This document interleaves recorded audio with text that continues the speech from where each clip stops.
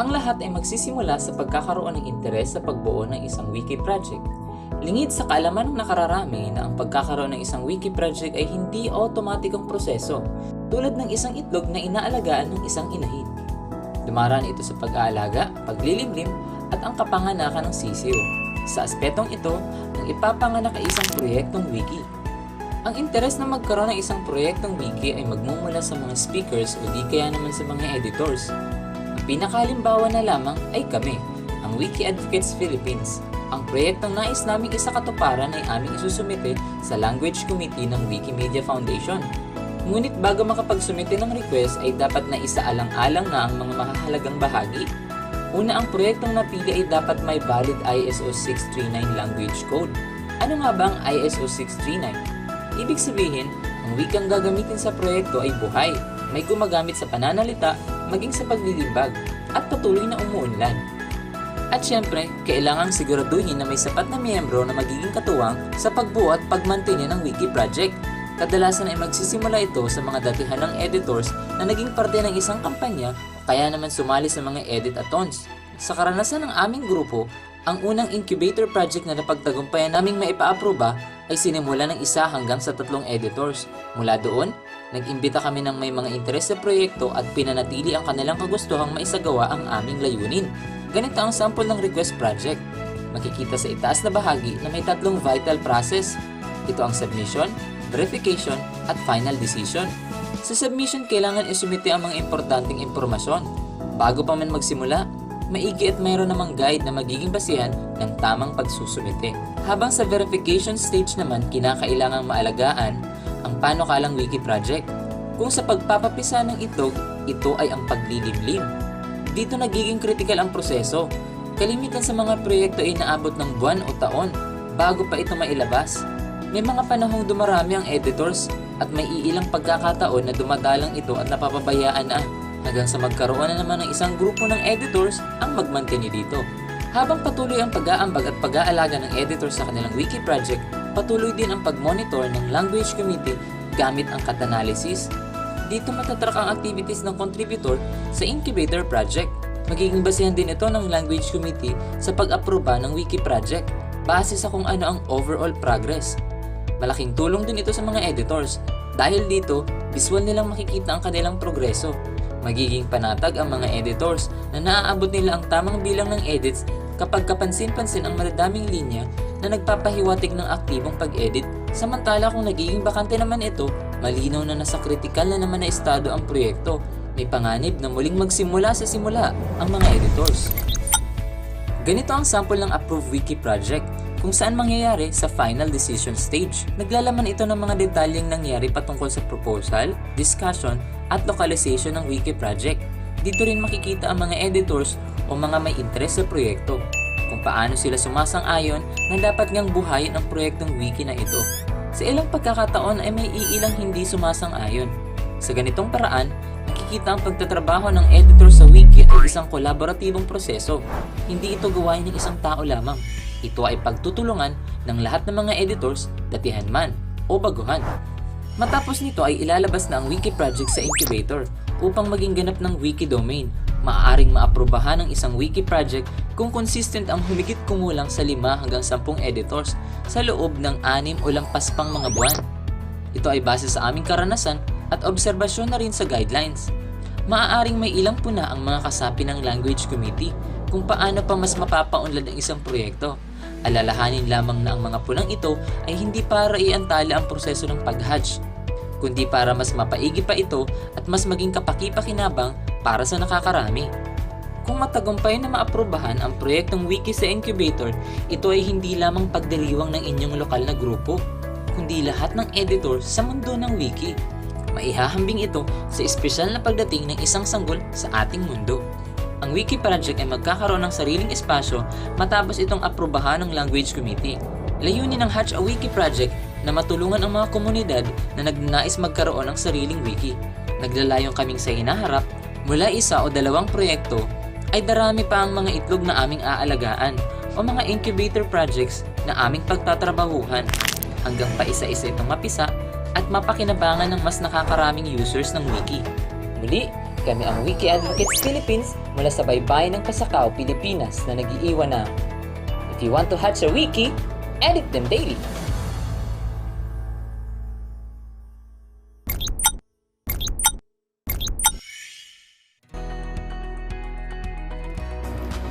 Hi, I'm Steven L. Barameda. I live in Caranan, Pasakaw, Camarines Sur, and I've been editing almost 5 months. Hi, my name is Erica Pisino and I live in Caranan, Pasakaw, Camarines Sur. I started editing last February 2020. That's before the pandemic.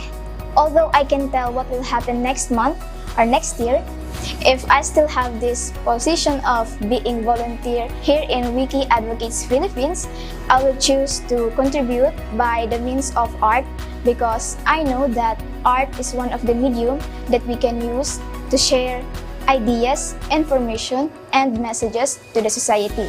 It is my pleasure to be a part of this organization because it feels like this chance appears to be a rare opportunity, and luckily, I am one out of million Filipinos to have this chance. I'm actually thankful for giving me the chance to share what I can do to help this organization as it grows.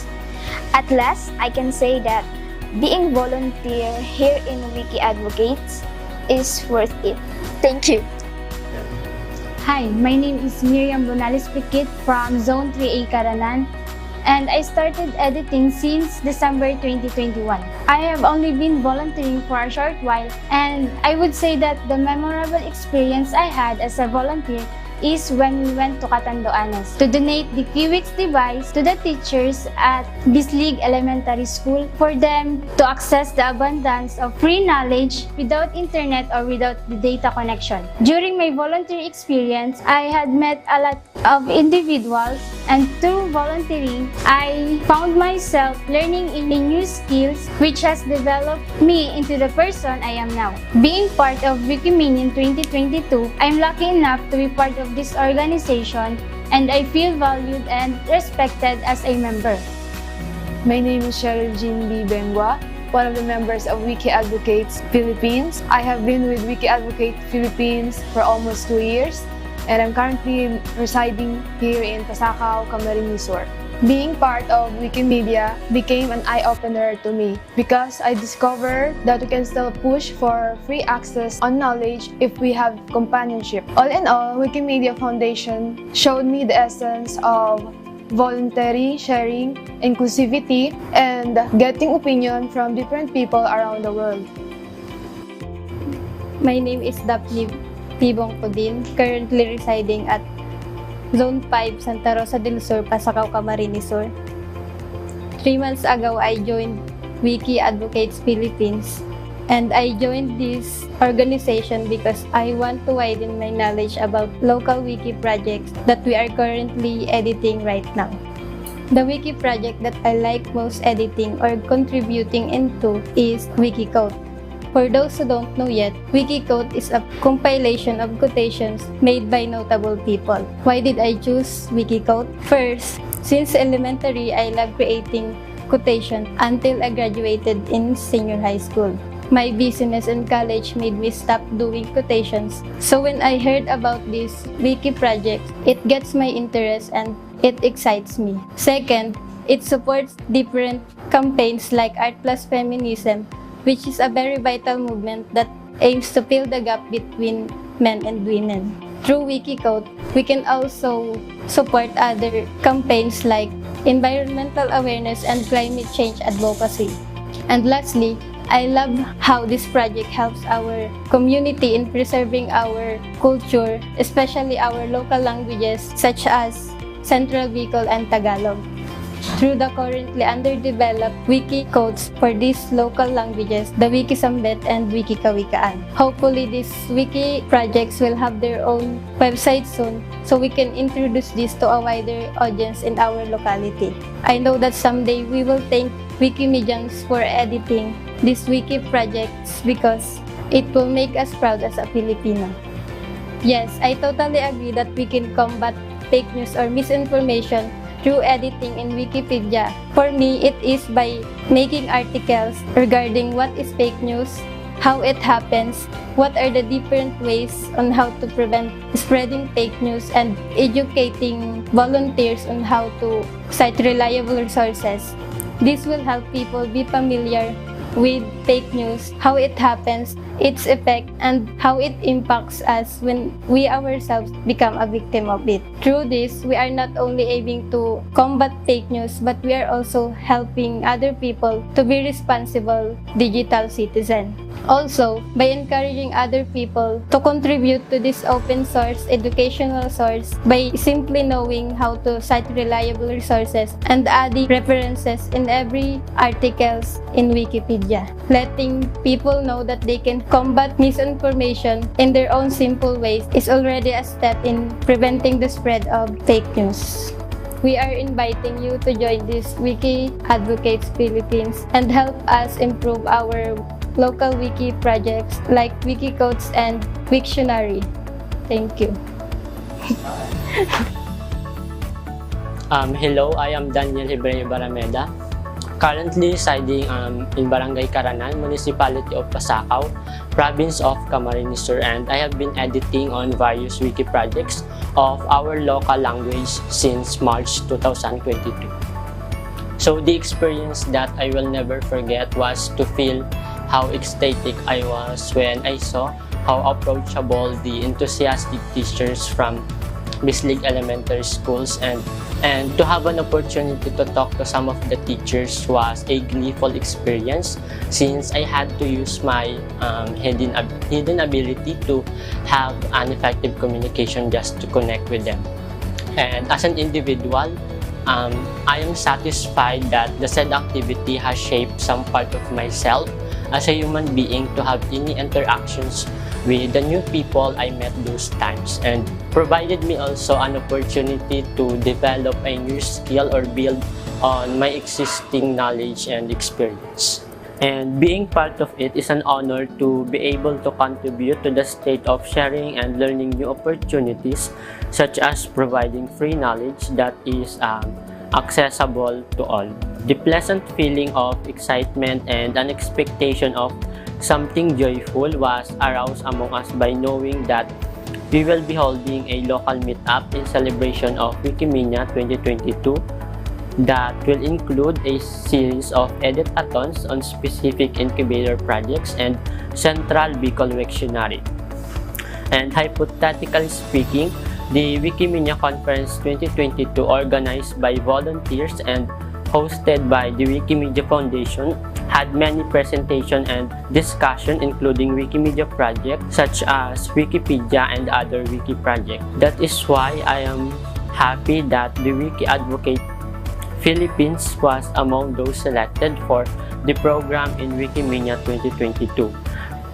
Also, it is a great opportunity for me as a volunteer and member of the Wiki Advocates Philippines to gain more knowledge and understanding that I can also share with others who need free knowledge and access to reliable information around the world, especially here in the Philippines where fake news is rampant.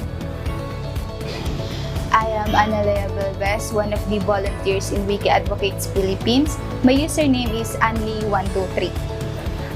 The most memorable I had as a volunteer is when we conducted a teacher's training in Bislig Elementary School in Catanduanes Island.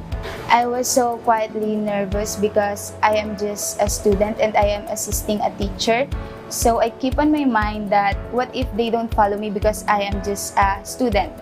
But then, Ma'am Brazal said to us that they don't see us as a student, but as a volunteer.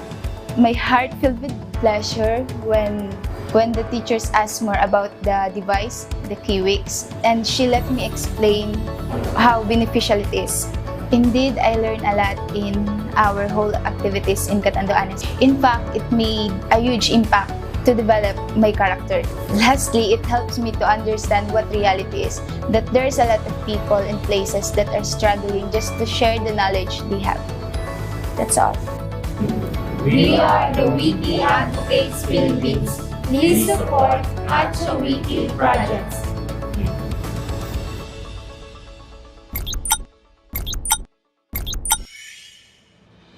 Ako si Anthony B. Diaz. Sa Wikimedia Projects, listado ako bilang si Puno-Puno.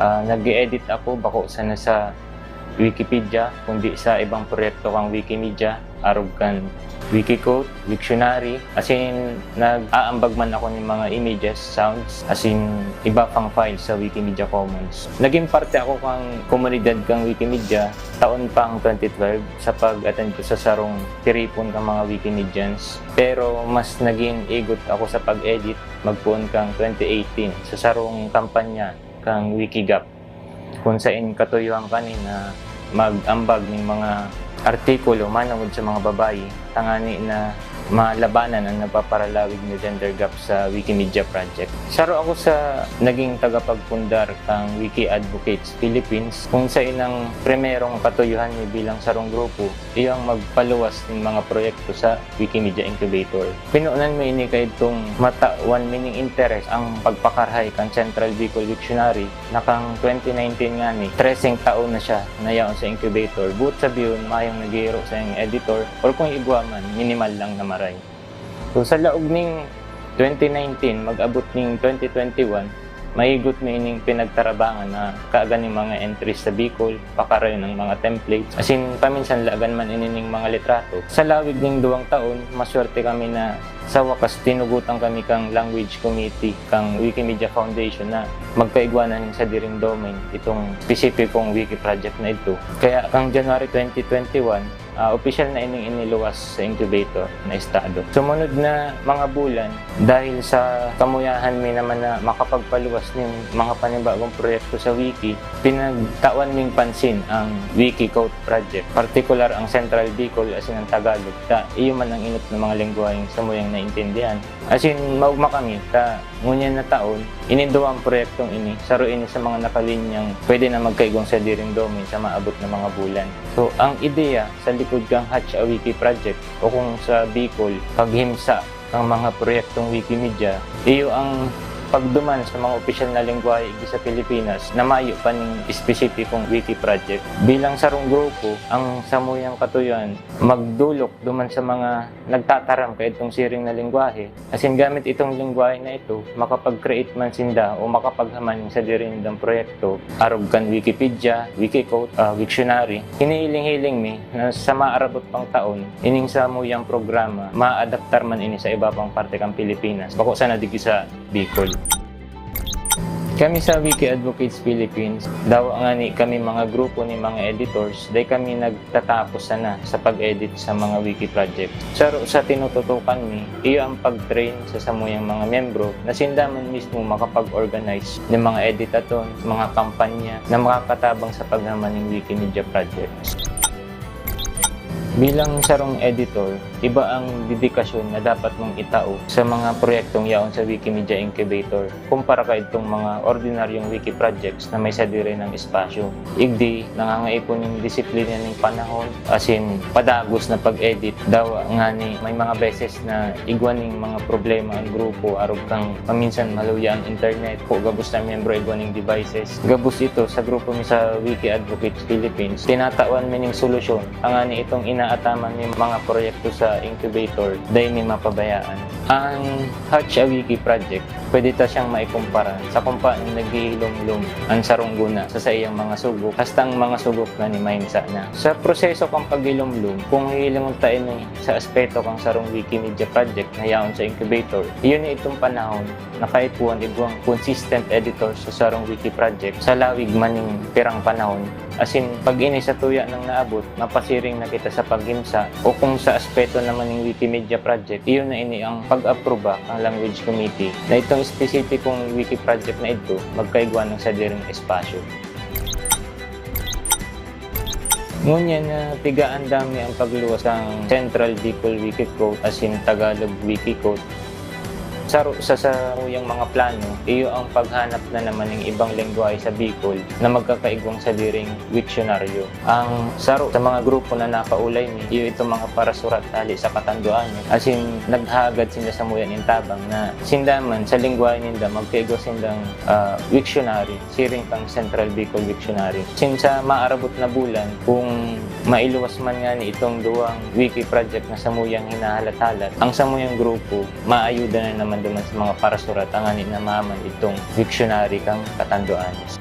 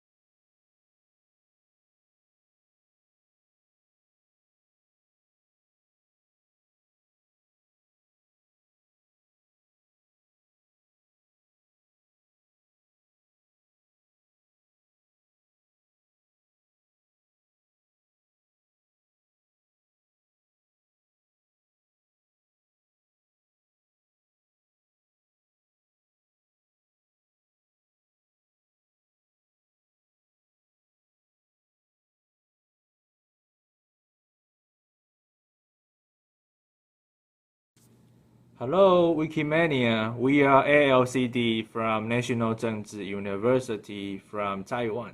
We appreciate that this year our proposal has been selected in the program of Wikimania. Today, we're going to talk about strategies for the wiki development of Taiwanese indigenous languages communities. Center for Aboriginal Studies, which is known as ALCD, in National Zhengzhi University, has long been committed to the revitalization of indigenous languages here in Taiwan. After the government released the writing systems of indigenous languages in 2005, it indicated that the government did pay more attention to the promotion of indigenous languages here. Later, Emeritus Professor Lim Xiutian of NCCU proposed to the Ministry of Education to continue the writing workshop for indigenous languages in 2010 to cultivate the writing ability of articles in the communities and to facilitate the writers or the editors to understand the format and style of article writing. The Ministry of Education officially entrusted the ALCD team to implement the Indigenous Languages Wikipedia program in 2014.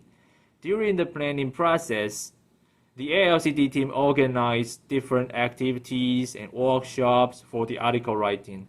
Later, with the advice and assistance of Wikimedia Taiwan, the communities turned to Wikimedia Incubator for article editing and tried Wikipedia interface translation on Translate Wiki. Followed by this step-by-step guidance, more and more members of communities take part into the contribution on wiki projects. So far, 5 Wikipedia projects of Taiwan indigenous languages has been approved, and their sites were set up in 2019 and 2021.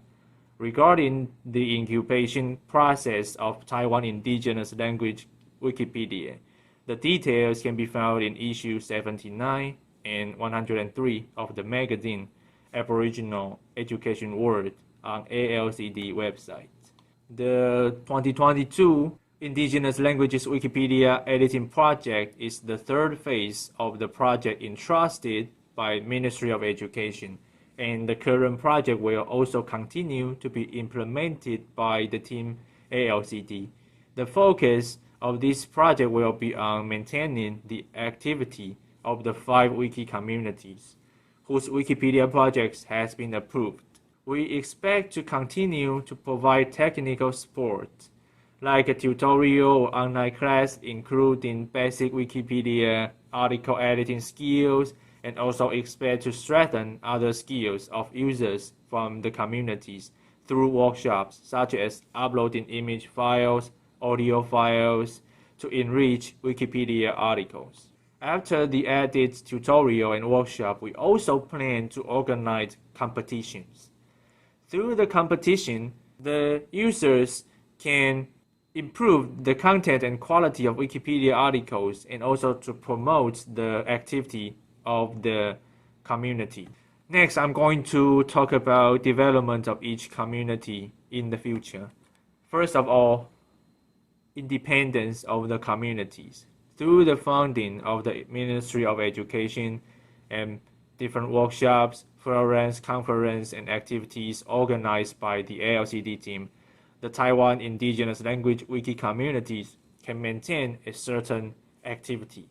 However, assuming that in the future, the Ministry of Education's funds will no longer strongly supported, or funds will be invested in other language work, if the facilitation of the ALCD team is lost, how the wiki community in each language operates independently will determine the development of wiki projects in each language. If there is no wiki-related activities held by the ALCD team in the future, what activities can the communities participate in? For example, the communities might try to participate to some local events, probably organized by Wikimedia Taiwan. In addition, the Taiwan indigenous language communities can also participate in other international cross-wiki activities. But for this, we believe that language barrier needs to be broken through. As the main language on Wikimedia is still English, under such situation, we hope to guide each community to facilitate them to apply for funding from the Wikimedia Foundation to translate event information into their own language so that the members of each community can understand the information or the content of the event, and this can increase their willingness to participate. In addition to participating in activities, will each community hold their own events or activities to encourage their members to participate in? Before, most of the activities related to Wiki were driven by the funding of the Ministry of Education here, and the facilitation of the ALCD team drive the participation of the communities. When there is no activity, each community may still need a role of facilitator. The facilitator can indeed lead the participation of the members of the communities. For example, now the Sijie community has a language promotion organization calling for their regular writing meetups. The same, Amis and Baiwan language communities also have kind of a facilitator to encourage their meetings, discussions, and editing articles. If the motivation of the community is enough to run a plan or apply for a grant from the foundation, it may be possible for them to have a few part-time staffs to act as facilitators to ensure that the community stay active. There are some financial plans which include the budget on staff of other communities or groups can be taken as reference on meta page. Second, limitation and difficulties. The first challenge to the contributors might be their language ability. Young writers are not familiar enough with the language itself and lack confidence in writing. Second, editing wiki pages can be too complicated for older writers. In general, maybe it could be done in collaboration with younger members and older members. Perhaps in the future, the communities can consider making fluent members provide content of the article orally. After recording it into an audio file, it can be transcribed by members who are more familiar with the writing system. Both the audio file and the transcription can be put into the Wikipedia at the same time. Audio Wikipedia like this is also more accessible to readers. Finally, I'm going to talk about cross-community connections. If the resources of the Ministry of Education and the facilitation of the ALCD team are lost in the future, how can the language communities continue to maintain their editing activity? Cross-community activities may recruit more contributors or may keep the activity of each community. Take Editathon held by Wikimedia Indonesia and Wikimedia Taiwan as an example. Their members created and improved the articles related to the other country in their own languages on their own sites during the event. And that's all for today.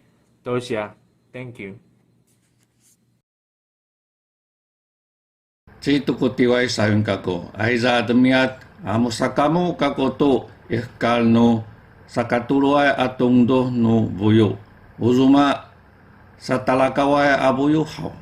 O saku ayaw amilakwit to tungdo no buyo no sakizaya a Wikipedia. Munang itepal no buyo ato bayo. Pangmaksalay alala no sakizaya atademaw.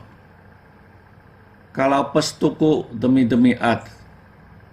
Saya tuku kakritai abinacatan ku sakizaya ikiraiking. Alau hani. Ini azo no karingku. Masa kamuai kia tudawa no toas. Latsos milaku itu sakatulua atung do no boyo. Irau ku latsos saya a boyo atau katalawai a ada. Uzuma a kitakit kia kakitizaan. Ajihan tu sakijaya Wikipedia. Aiza akawau. Mahaiza tina kongku. Motizan kita itong do nubuyo. Hamai kita ataiza ichuwa anu cira-cira. Itepan no 2015 mehcaan. Mangades tu niza tengan atau tademau putiput no sakizaya.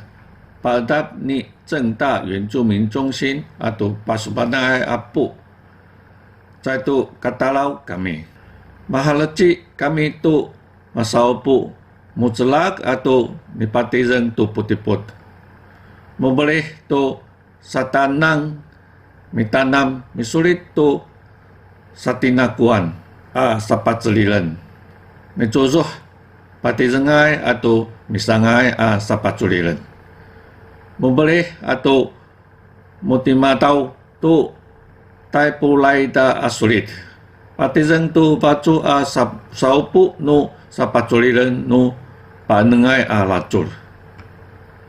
Sacacayan misalnya atau mabalut mukawau. I 2017 mehcaan. Macumot tu sapakengai kalungangan. Mahmin tu kakaidihan nikayadah izau naik ya saja kecen. Winiansa o sakacaca atong doh no Wikipedia buyu no pinacatan kamu. Iayawai no 2015 mehcaan. Paconos tu sapaculilan misangaan salah heci ai Chang Hao nasuritai nikayadah. Mahmin tu kakayatahan nikayadah izau naik ya saja kecen. Mabalot aca tu 正大原住民中心 mikirim atau pasanat tu nasuritan no sakizaya binacatan. Pablih tu Amerika kamu milungut pasumat tu mengangawai kitakit kodo nataulan kamu AIS. I mahizai mehcaan. Zikut no mehcaan. Palilit tu Wikipedia putiput. Pabalit tu baluhayai kitakit kodo no sakizaya. 2019 mehcaan.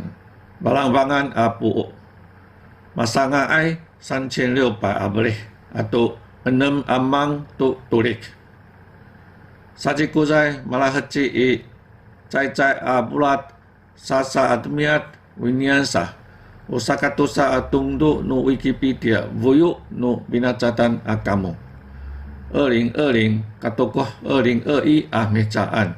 Sa Islang ko saidan atau minanamai no pasamata tu malah pesai kamu akawau. Pacunos tu sapaculilan no Wikipedia. Tinako kanatal kirang atau lutok atau kaagak sapaculilan. Tak ayaw katokoh UI namakai sampai kasalaylay kalungangan. Matelet taneng palilit wangcan kalungangan. Winiansa usakatusa atungdo no Wikipedia.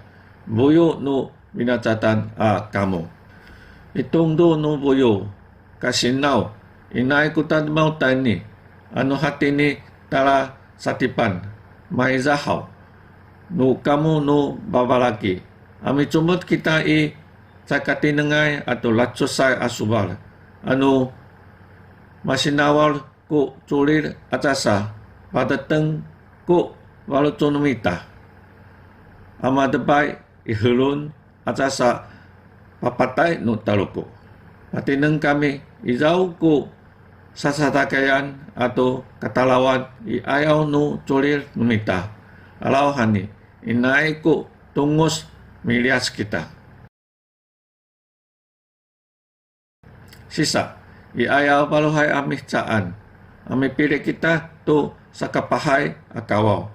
Pabalocok tu kawaw no 2022 katukoh 2023 mihcaan.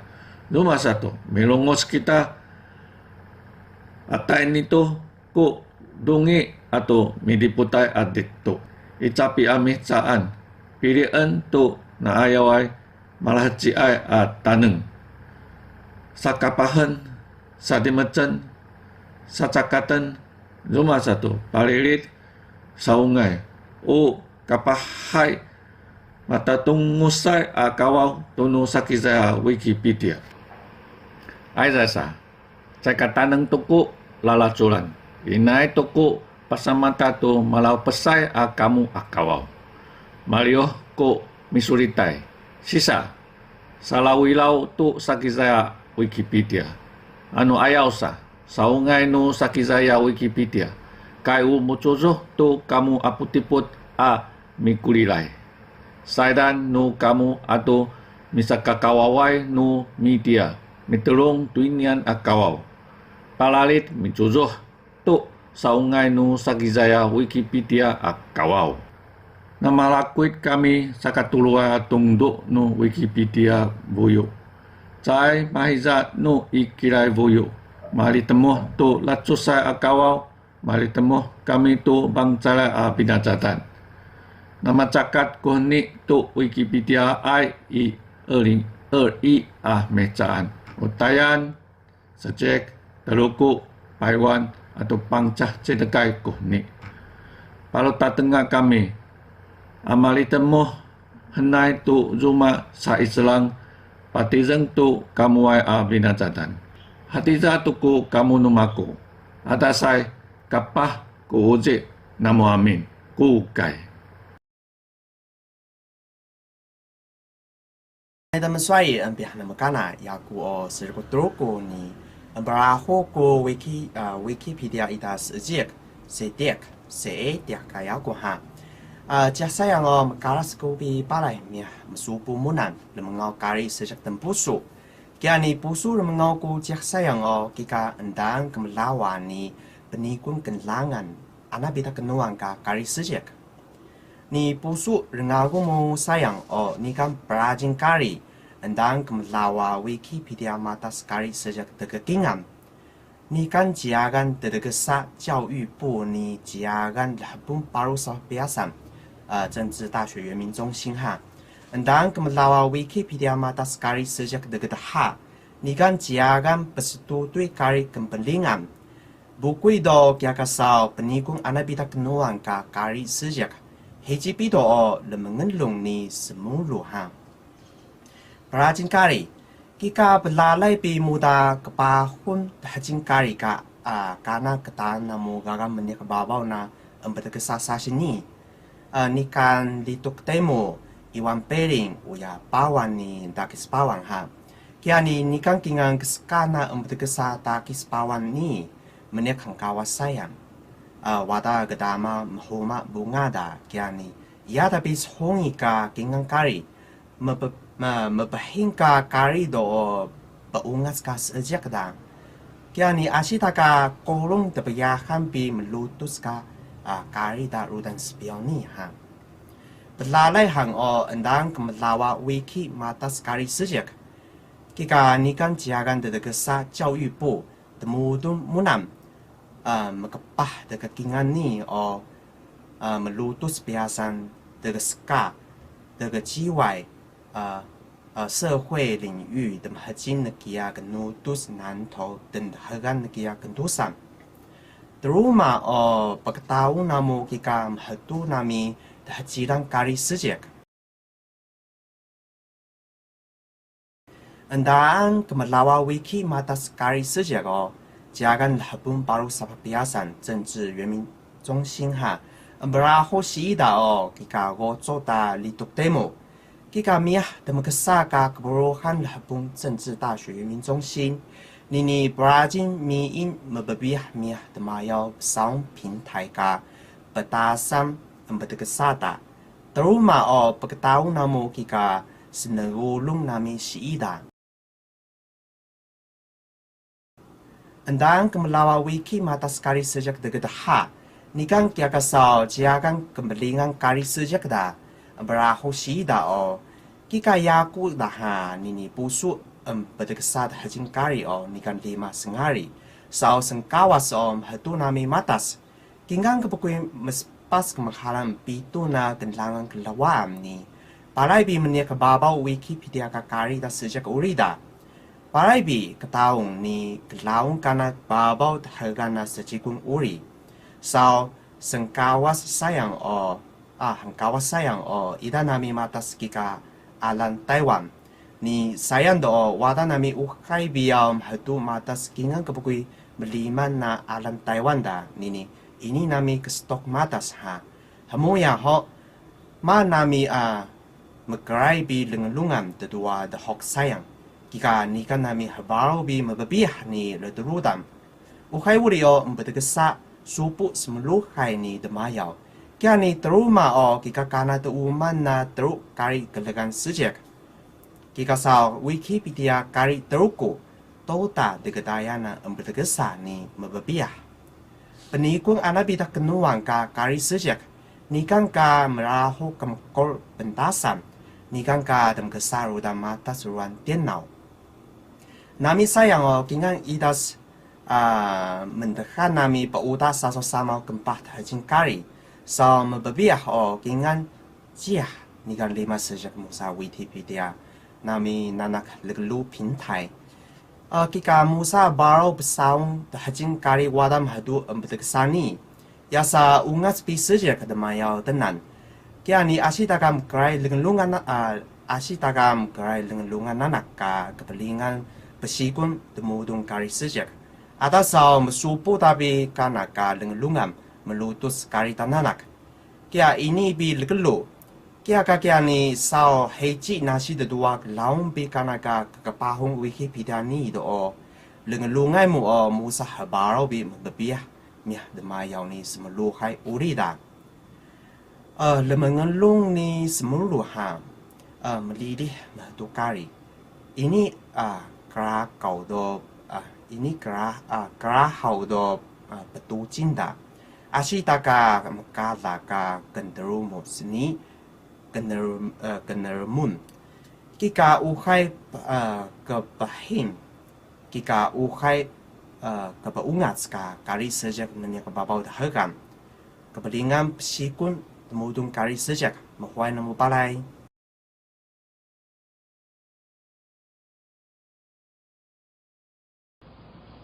Ngai ho si Sapporo sai chong han kako. Okakalitan no mikawita ito Wikipedia no amis. Usaswaran no mako anini uparamit ato pacumahat akar to swal no amis. Upi awarawan ko sakaka ay atapinangan. Ano ira ko sa aswar. Dilitan ko malakakitikitingay aswar patatungutungul. Usaklinay ko pikutuan ta mga ay ko arumanay amikirim.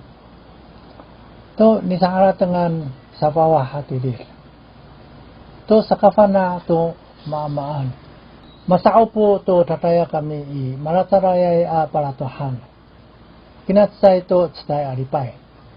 Ano ira ko kafikiran pasakakan mapapa ini to kapanaan. Matskiw ko mga ayay aswal tiritan to ami Wikipedia bisa tipungan. Anini sato tangsor hanan na ito ami tirir. Itini Wikipedia no amis. Ano hati ni nanangan hoita ko pikawitan asa upo nuniyam.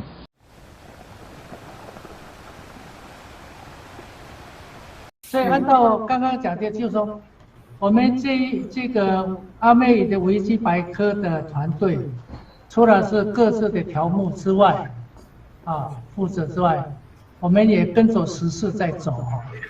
然后像安倍晋三、像乌克兰，我们都有写上去。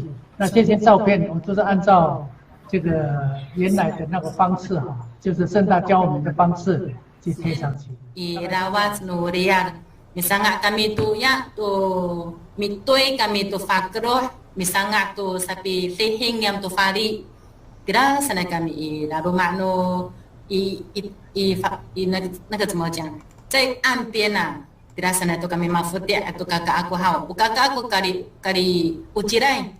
Mi atawan to no wama aku cimira. Tira tu aku wama aku tira cimira. Aku atu witang aku hau. Tira kami ampien imatarawe kami mitsuru tu nanum kira. Nanum hansan tu pangangan tu tinggalau hanangai. Dia hawai finalan. Iti awai ho ku 自来水哈。Iro mamesa. Saka mutep apular. Mapatakat tuko Wikipediya no amesi maratarayay no akara. Matungal ko sa iser niyam. Tamatungal ko pakaalawa ito nini Wikipedia sa kami. O mikawitan niyam irako lato no lumi amiar. Tasaramaan no awa. O orip no maumahay. O katayaran akikay. Tamtaw no niyara at takit. Iraho kutatama na lumaknakal at takit. Tata mapakatohaf. Tuk kahira-hira. Uninian unipa inian niyam to. Maamaan a freh to Wikipedia. Tata inanangay ko kapot no niyam at spang no niyam. Unini umikawitan to COVID-19 alifong. Tamafana to ko pinaulan to masama na ko nalifong hakini sanay. Ano wa amis ho kakuyo sanay atamsaw. Karam ka man amika po titamyanan.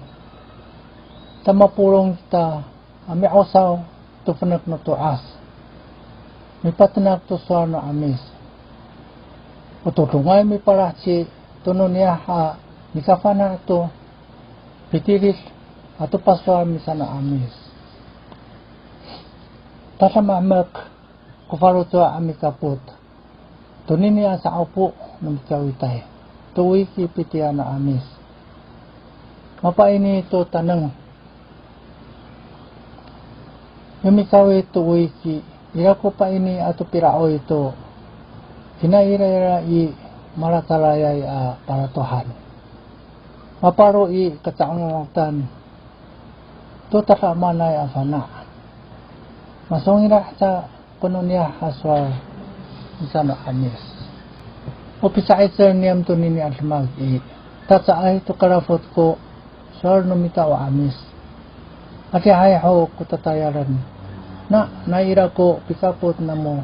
Tamatungal ko iser. Amikaw ito Wikipedia no amis.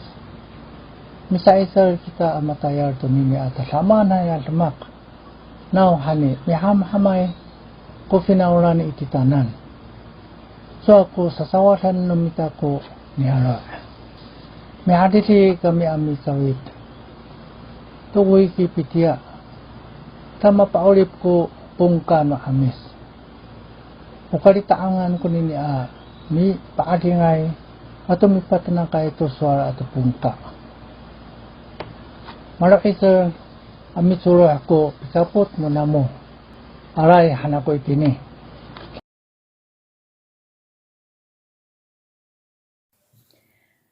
Dava-davaya mapulat.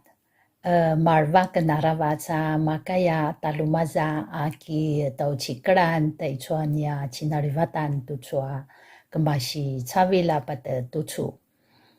Au ai chuang riku si tau chikar tu chu mavanai chua pakatuanya tiamana paiwan zukua ka pina sazuanga itwa Wikipedia uri kudai na pazurung sakai ini ka maruka ai chuanya sengsengan ayayakan ai chuanya sariman na masan musan uri ku si tau chikar sangkasangasan mavanai chua lemtu kilarua itwa puzangaran katwa vinarungan nuanya Wikipedia ai chumana taisangas amasan musal mavanai chua kichiuran tua pakitulu mavanai chua matarusa uri ku si nya sinam pazangar tu chua tu chua pasuviril tay chua chavil tayo. Oi chua ita tay sanga sa puzangaran ka tay chua niya vinarungan masan musaluta uri niya anya sinampazangar atay sangas izuay chua ki aong tua sipakakuda apaisu. Awa masan musal mavanay chua penened tuai tay viril sengan. Away chua tuai sanga-sangasan tayo. Ay chua tua pakada ki aong tua paisu. Anya sanga-sangasan na rin niya sengan. Pazurong kilavaran na kita chikir. Kay kemasi cavil pat tuchu cavil ay choy to vitskada na nga tay chua cavil tayo pa kay pasusangas navay kamanas maakava ki miringan tayo sika izua nya miringan anya kinitaw chikir. Au amasan musal mavanay chua penalang tua niya sariman. Penalang tua niya sariman noya mavanay chua paklang tu na makuday chua niya sensengan tuchu. Kaya manay paiwan Wikipedia. Away chua masan terul kidadaruan tua maka inalan tua maliano inalan. Kwa zwa noya kita na kasarisyan ayatua marti malimali at kinaizonan at kadunangan kinarangan ng ata ni madu sika izo ata sika marti mali tua ta namasanit na kakudakudan. Away chua sika masan simatel tayo ay chu mavanaza niya sika uta-utab. Ako azuano ya atas mampazangaraman tayo chua naman tuchua sensengan sika apenenet tayo chua naman tuchua sensengan nuini ka tavarunga mapulat pazangar marasurasud sika ay chua naman tuchua sensengan nya sita ila-ila sa malavar amazepezep sika ay chua no sakano niya sika zepezep ay chua naman tuchua taray chua niya sitsikao tua paisu aw ay chua sika masan rimal mavanay chua veneri tua niya sisatsalan na kipusensengan tay chua naman tuchua turivachan aw nuizoy chua niya turivachan maderangaman satsalangaman na kipusensengan taza niya sensengan aw ay chua sika masan nemel atua ay chua niya sini kitaw chikir tay chua marka kay tayo katay chua niya sini vichi ka niya chuyaku tayo riavana na niya kinakulong riavana na niya ini ka niya kinilang tu namaan mangata na imi tuan mangata pacugan na zwa vichi sika nunka nunya vavurungan na temuru-turu tanaman nun kanu niya vavurungan na papuzanga-zangar tanaman pazangaraman na laya ayam pazangaraman na machuvung tay chua na matuchua sensengan sika na semampazangaraman na ravas to niya vavurungan away chua sika masan musal mavanangay chua penenet tua itay viril ay chua niya penenet tua itay viril uri pazurungaman tua niya kitaw chikir. Aya tua ay chua taw chikir nua vavurungan. Maru masan mavanangay chua masan musal. Uri ko si ayvu. Ako azua noya ten nuini ka mengkarmindel tua niya kakituruan. Tay chua na matuchua kakivadaan. Sanya tseget tua vavurungan. Pazangaraman na veneci. Numatazwa, nuizwa za niya vavurungan na niya kakivadaan, temaw chikir, pasmarag tua tsauan niya madu, tua chinarivatanya madu, tua pinalavakannya madu. Ini kamang-kamang kaya vencik to ichwana Wikipedia ana matu chua sengsengan.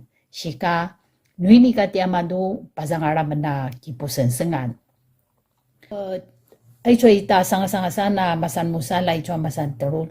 Na masa churu-churu tayo tia madu. Aku azua noe tena ay chua niya kinitaw chikera kai pacukan.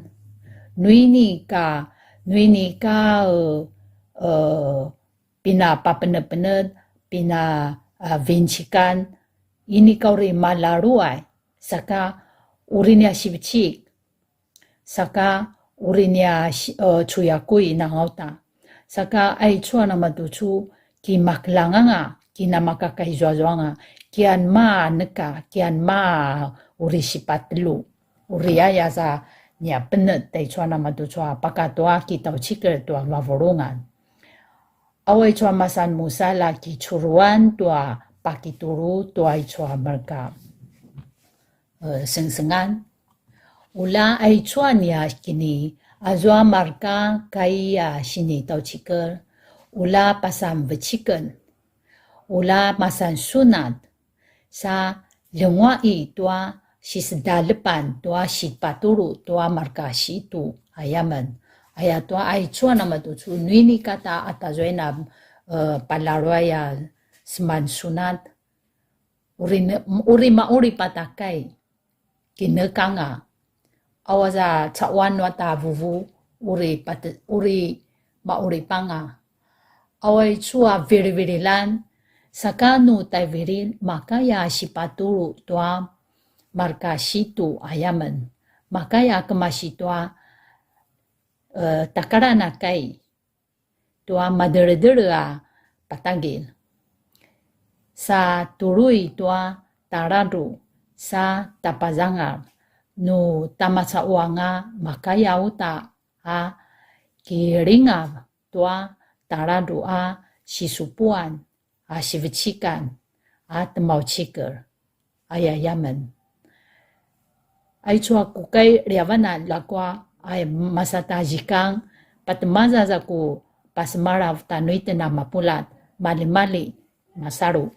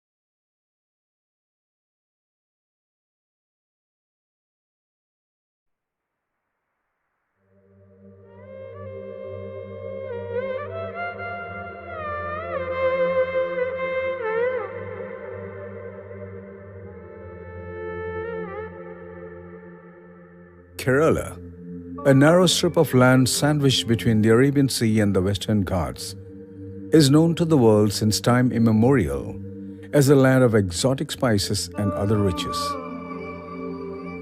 People from far-off regions, Greece, Rome, China, and Arabia, reached the shores of Kerala, located in the southwest corner of the Indian subcontinent centuries ago. Kerala is the living example of the famed Indian dictum, unity in diversity. Today, most people would be astonished to know that more than a dozen languages were spoken in the cities of Kerala, such as Kozhikode and Kochi, long before the words such as globalization or global village entered into the lexicon of everyday conversation. Even before God's own country became the tagline of Kerala, the presence of gods and goddesses was a key determinant that shaped the landscape of this tropical habitat immersed in lush green foliage. The sacred groves of North Malabar in Kerala are living examples of conservation of nature with ecologically sustainable livelihood patterns and cultural expressions. The concept of God appearing in the form of Theyyam is an abiding expression of the intersection and mutual dependence of human beings, other creatures, and nature. In this universe, every creature is equal before the Almighty. Human beings don't have any special privileges. Theyyam stood for a life in harmony with nature and other beings, rejecting the uniform, linear, and hierarchical narratives of Brahmanical purity. The mastery over music, acting, dance, painting, percussion, language, indigenous knowledge, and martial arts are the hallmarks of an outstanding Theyyam artist. The experiences gained over years of single-minded dedication. Theyyam is perhaps one of the unique of rituals encompassing such a diversity of art forms in the world. The splendidly colorful face mask of Theyyam is made out of natural materials such as turmeric, rice powder, sand, green leaves, coconut shell, carbon, etc. The ornaments, including the headgear, are made out of reeds and other local materials. The Theyyam interacted with all human beings, disregarding the social discrimination based on the caste order that prevailed in Orthodox Hinduism. In Orthodox Hinduism, people considered as belonging to the lower castes were kept away from religious rituals, including denial of permission to enter temples. Many elements of Theyyam rituals are intimately linked to the agrarian culture and lifestyles of peasants.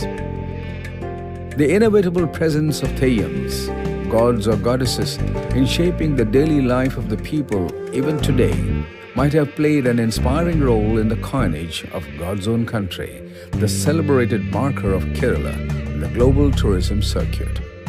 In earlier days, more than thousands of Theyyams existed. The disappearance of big joint families and sacred groves has brought down the number to less than 500 nowadays.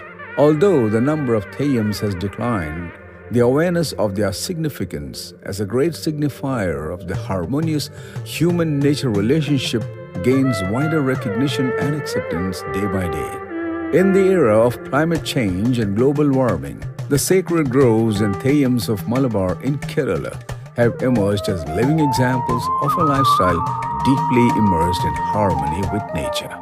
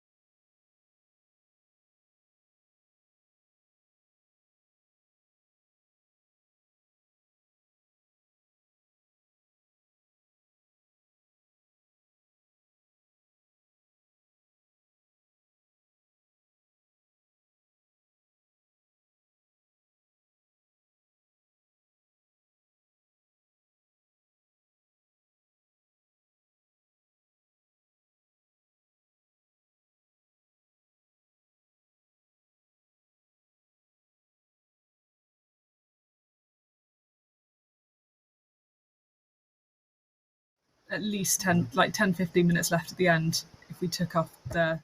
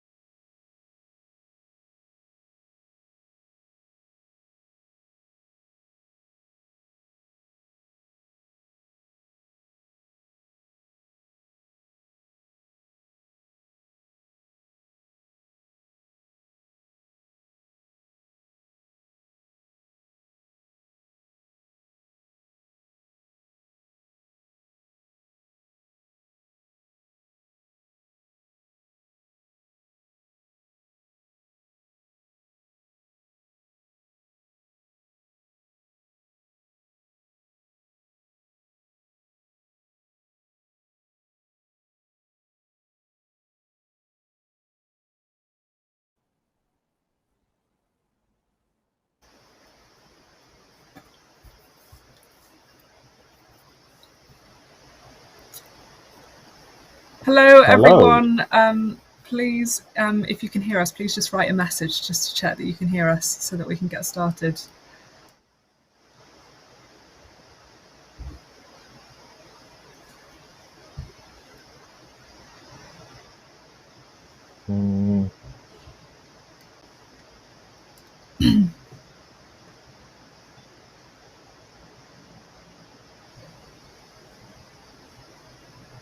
I don't know if we're live.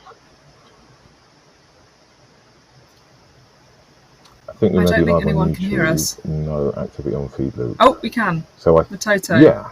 Great. Okay, cool. Awesome. Very Let's go. sorry about that delay. Thank you all very, very much for waiting. We just had a few technical difficulties on our side. And as someone rightly commented, we're doing the sound logo masterclass, and obviously we wanted to make sure that the sound was working and it was all good to go.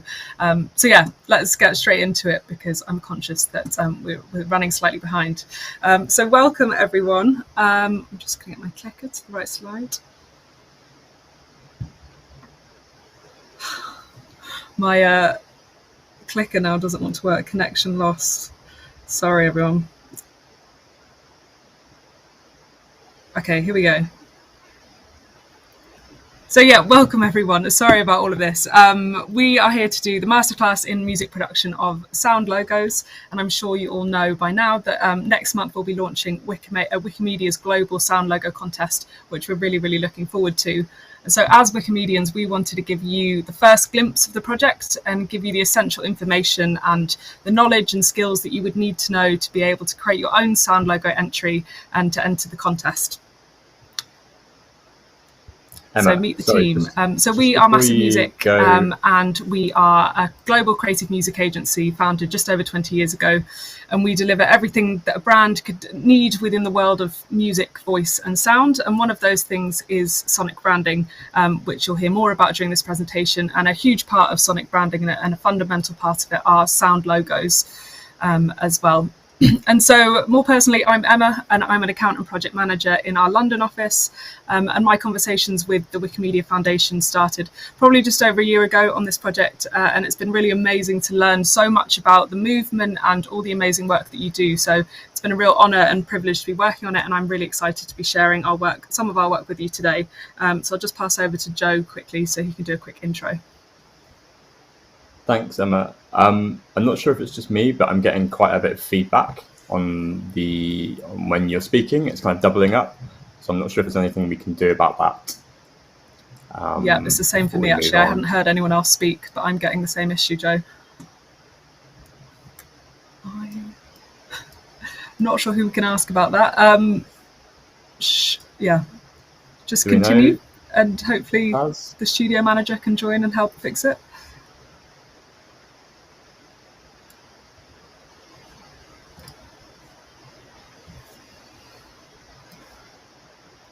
It's good to know that the chat can hear us clearly.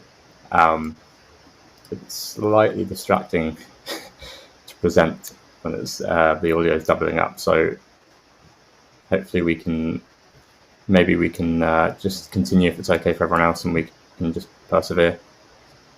Joe, or if you, I don't know, on your settings on the left, there's different input and output. I don't know if you click one of those.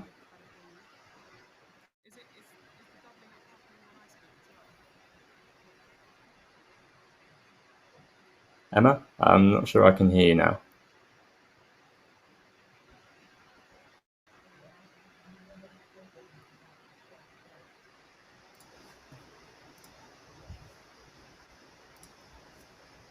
Are you still getting the feedback, Joe? I can't hear you either.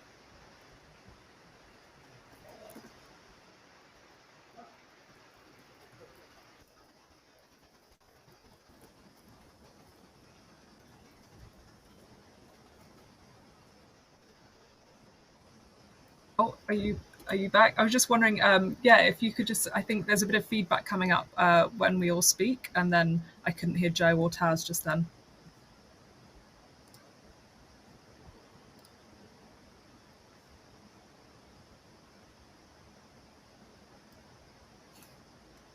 Are you still getting feedback, Joe? Oh yeah, a little bit. It's very quiet, and someone's just said they can't hear me speaking anymore. Sorry, Stella's just said it.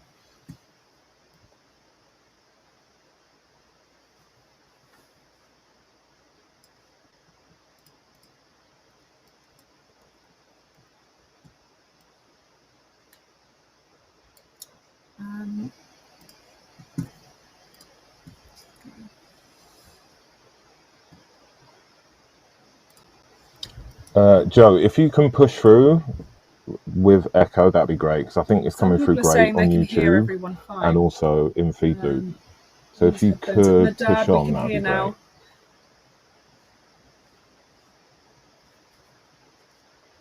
Yep. Should we, Joe? If you say something, can we hear you?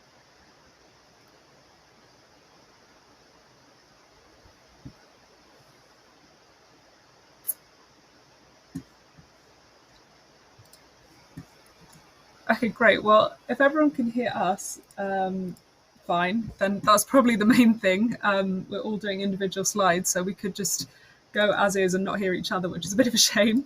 But glad that you can all hear us. Let me just message Joe and Taz. I can hear you now, Emma. Okay, great. Yeah, I can hear you as well. Taz? Can you hear me?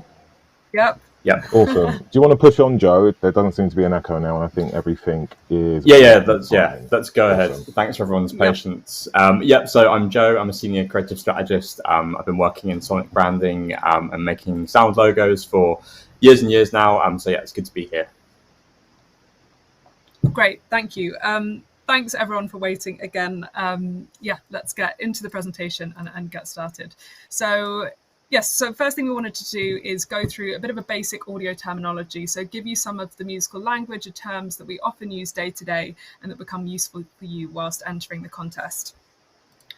So the first thing we want to look at is track. So track is essentially a long form piece of music. So it's anything from a 1-minute pop song, or it could be something much longer. It could be a symphony or an opera, or also what we're going to be looking at today are sound logos, which are much, much shorter, and they're usually just between 1 and 4 seconds long.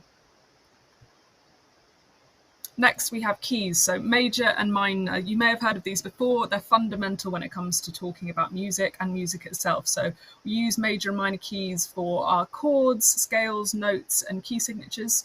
And I think for the purposes of this masterclass and for you to understand it is and recognize the difference between major and minor is to think about if you're listening to a piece of music and it sounds happy or bright and its emotion feels like that, then it's probably in a major key. And if something sounds a bit more sad or melancholy, it's often in a minor key. And we've got 2 examples for you now of a major key and then a minor key.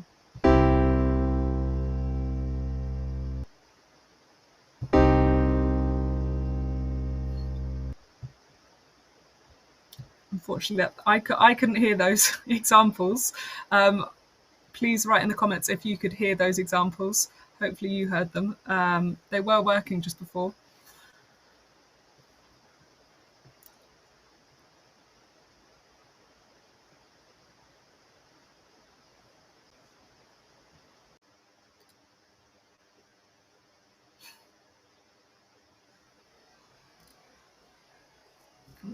Should I go back?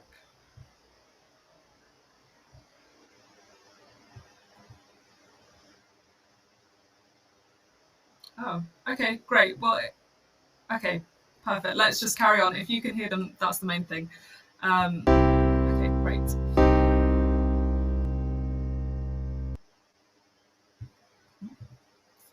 Okay, great. So next up, we have got tempo and speed. So when we're thinking about music, all pieces of music has a tempo. And so Italian, as I'm sure, in Italian, as I'm sure some of you know, that is, of course, the word for time. And we're talking about the pace and the speed of a piece of music. Usually we measure this in beats per minute or BPM, but often we also describe a piece of music as being either up tempo or down tempo. So we've got 2 examples for you now. One is a piece of music that's up tempo, so it's faster in pace, and one is down tempo, so it's a bit slower in pace. So we'll play those for you now.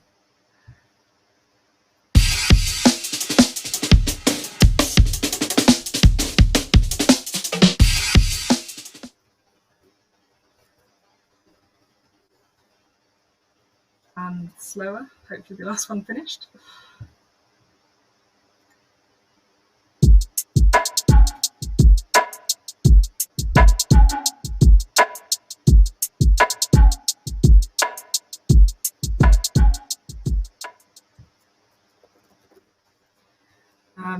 And so next up we have instruments and timbre. So instruments are tools that we need to be able to create music. So it's anything from a piano, an oud, or even our voices. Our voices are fantastic instruments when it comes to creating music.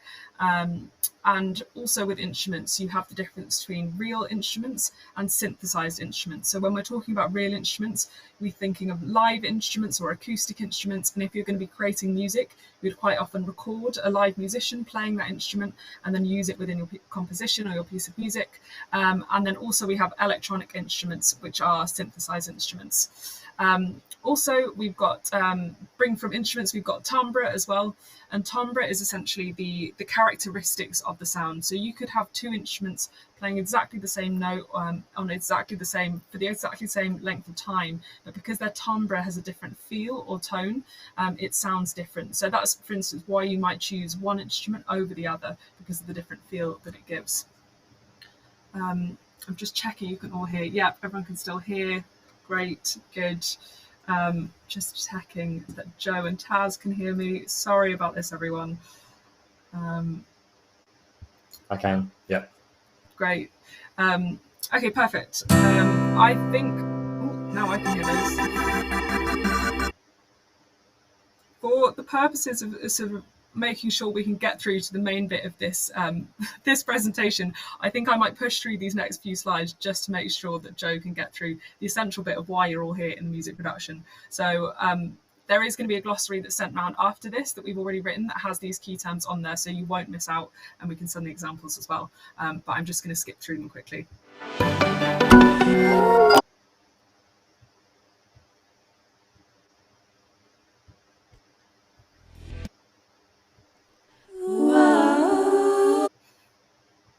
Okay. I'll pass over to you, Joe. Okay, great. Thanks, Emma. I hope everyone can hear me clearly. So now we're going to talk about sound logos in particular. So where did it all begin? Well, sound logos have been around for years and years and years, originating back in the 1920s with Wheaties. A famous Wheaties jingle was used widely on the radio and really kick-started the sort of jingle boom when people saw how effective it was. This continued up into about the sort of mid-1990s, really, for saturation point. And that's when the jingle kind of became a cheesy thing to use. So brands kind of started to shy away from that. But then what took over was technology.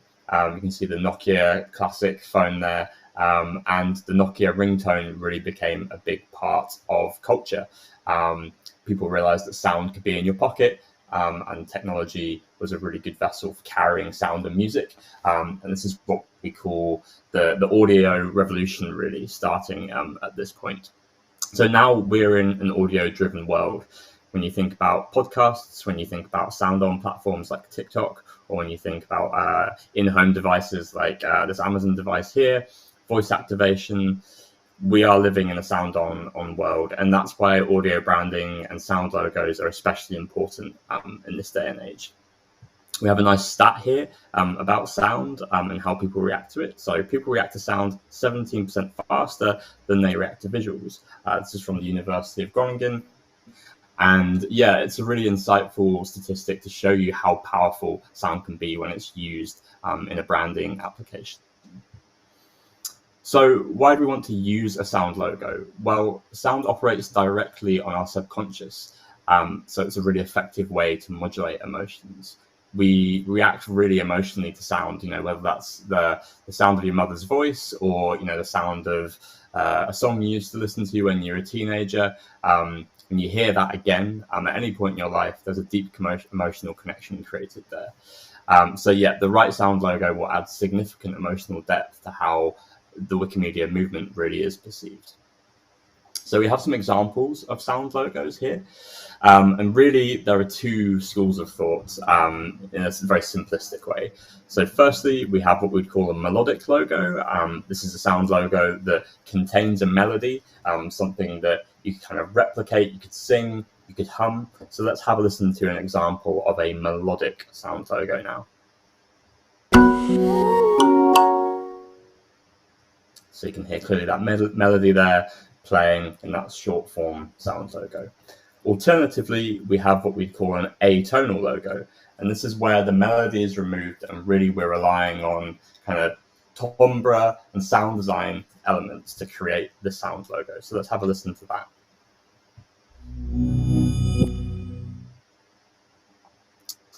So there we go. That's two examples of what we could do with sound logos, but obviously this is very, very top line and there's a lot of detail you can go into. One other part of this process which is really important is the idea of storytelling through sound. So why is storytelling important with this project? Well, what it means is it gives your sound logo a unique identity. So we can translate the Wikimedia movement's values into the sound by doing this.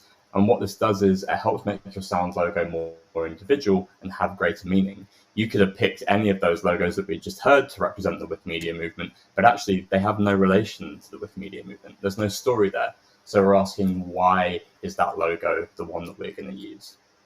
So we've got an example of a concept, really, a story. We've created a fictional non-profit news organization called The Optimist, and The Optimist share only good and positive news headlines through their app and their online publication.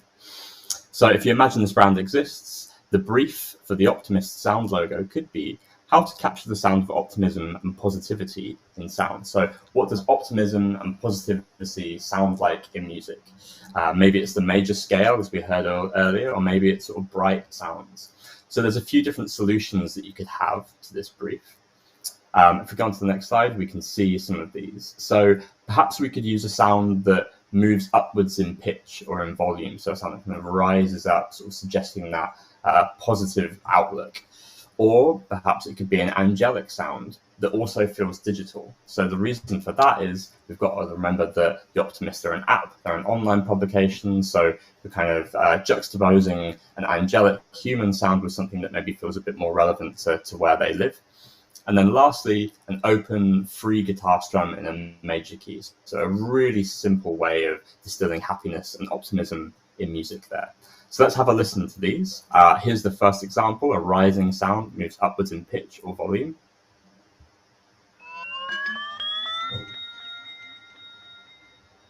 So we get a simple sound there. What about the angelic sound that also feels digital? Let's have a listen to that.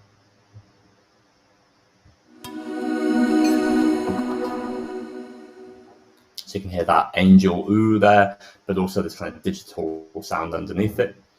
And then lastly, an open free guitar strum in a major key.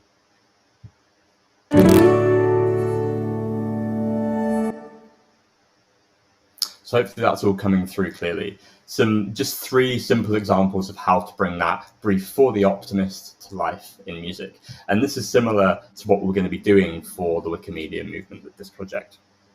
So now we have to look at music production and give you a little overview on that. This is how we create the sounds that we're hearing. It's really important to kind of get some knowledge on this. Some of you might know some about this already, some of you not. So we're going to keep it very top line for this presentation.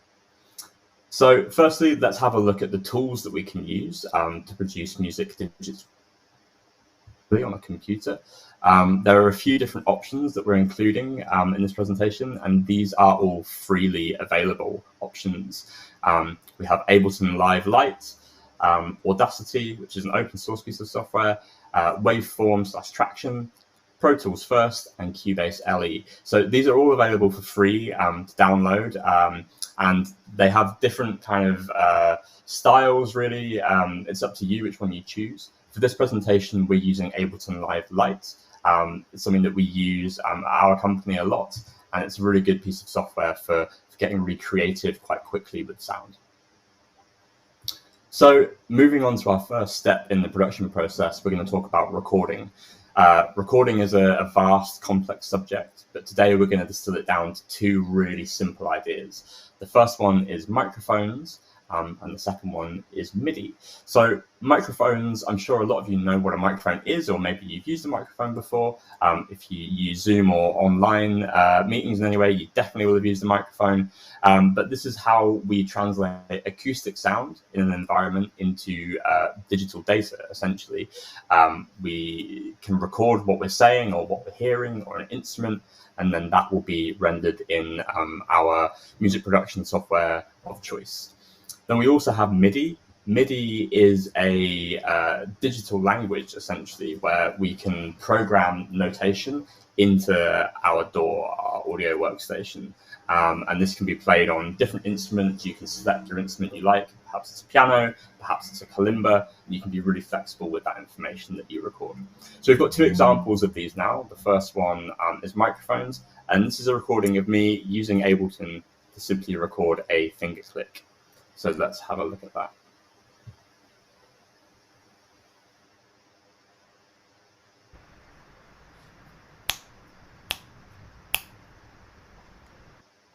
So there we are, that's me sat where I am now, clicking my fingers into a microphone and recording it in Ableton. I now have that sound. And the second example is me recording a simple white note scale in MIDI. So let's have a look at that.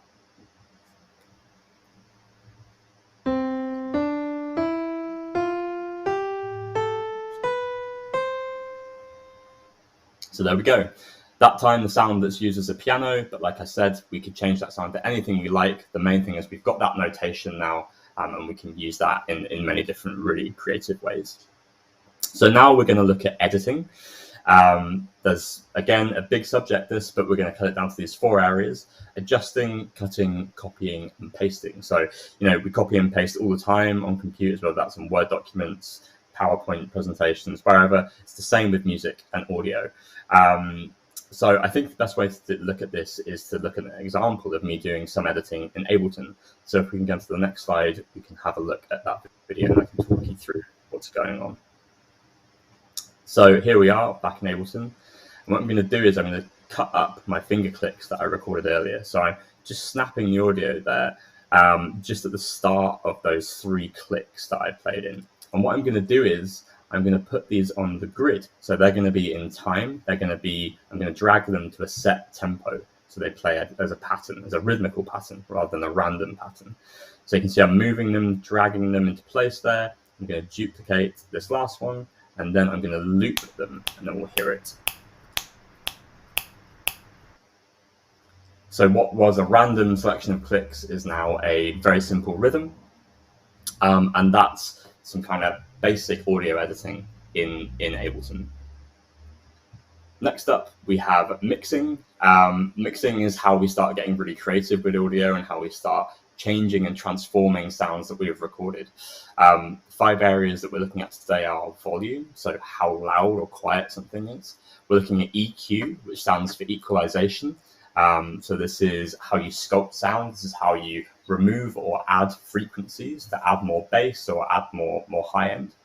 We have compression as well. Compression is a tool which is essentially a way of automating volume over a period of time. We have reverb, which is how we give sounds a sense of space. So you can make something sound like it's in a room or it's in a cathedral. We can do that on a computer. And then we have delay as well. Delay is the last piece, and this is really like an echo, essentially. So a sound that repeats after you hear it. So again, we have an example of these being used. Back into Ableton, let's have a look at what's going on. So we have our clicks again that we snipped up just now. So they're there. But what I'm going to do is I'm going to EQ some of the low end, some of the bass out of these clicks. So it's just a higher frequency sound. So that's a higher frequency sound now. We've got rid of that bass. I'm going to compress them so the volume is level over time rather than being as variable as it was. Okay, now what I'm going to do, I'm going to add some reverb. So I'm going to give it a sense of place. I'm going to put it in like a hall. You can see that sort of has more of a hall and more of an acoustic environment around it. And then we've got delay. So you can see I'm giving the sound an echo there. So what was a simple finger click was transformed into something with more interest and more of a story to tell, essentially. So now let's look at the Wikimedia sound logo and what we're doing with that. So some of the objectives that we have for this project. If you could skip on the slide, that would be great. Sorry, it's just being slow. There we go. Yep, so the objectives are to future-proof Wikimedia for audio-only platforms, like we saw earlier, with Amazon Alexa and things like that. We want to create a positive sentiment around the Wikimedia movement. We want to invite a global audience to engage with the Wikimedia movement and its projects. So what's the brief for this? We saw our brief for our imaginary brand earlier, but now we've got a real one for Wikimedia. So we want to create a sound logo. It should be between 1 and 4 seconds in length. Format-wise, we're looking for delivery of a WAV file, an MP3 file, or an OGG. We'd like to use original sounds or the cleared samples that have been provided for you. The logo should contain multiple layers, textures, and sounds to create some story and to make it kind of interesting. The sound should also be global and not pertain to one particular culture or style, because we want to represent the Wikimedia movement. So we want to represent something that feels sort of culturally and genrely agnostic, and we don't want to pertain to one place more than another. We want to be global in how we represent this. So likewise, for our pretend brief, we have some creative prompts for the Wikimedia Sonic logo. So what I want you to do is imagine the sound of connections forming, of question and answer, of trusted information, free and open knowledge, or knowledge growing. And what I'd like you to do is I'd like you to pick one of these to start with. So think about how we could represent one of these ideas in sound, just in the same way that we represent positivity with a big, bright guitar strum. How might we represent some of these ideas in sound. So we've got some examples. Let's have a listen to what connections forming could potentially sound like.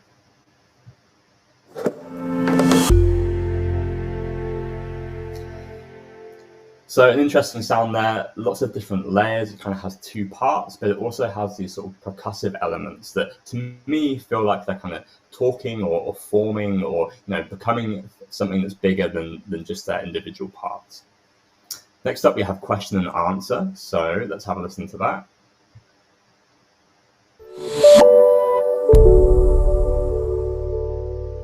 So a logo there really of two parts, this ba-dum, ba-dum. You can kind of get the sense of this question being asked and then the sound resolving and answering that question. Then lastly, we have trusted information. So let's see what that sounds like.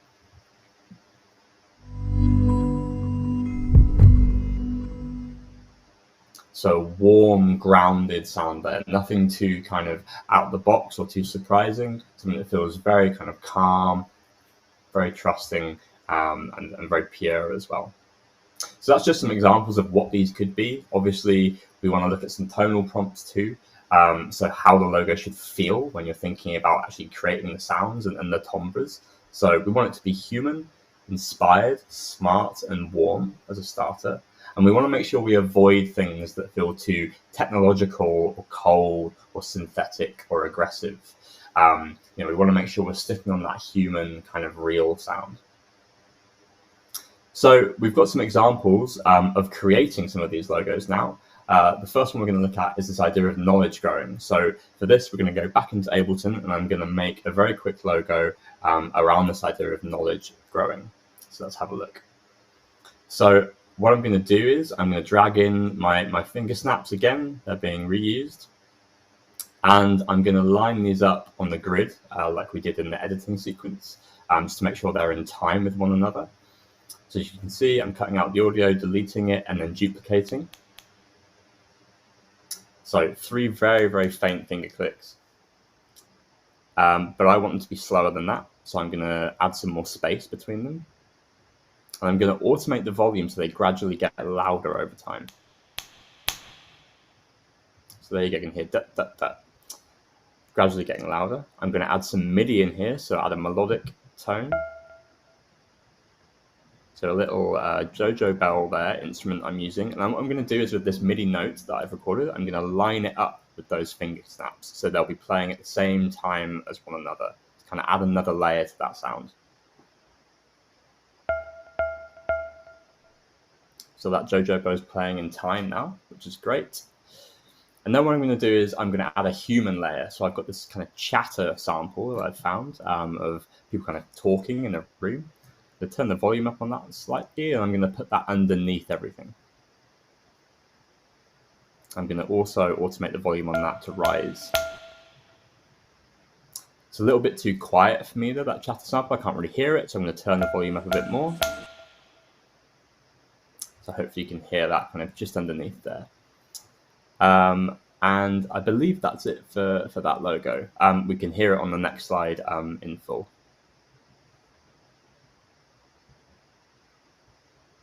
Sorry, it's just picking up the connection again.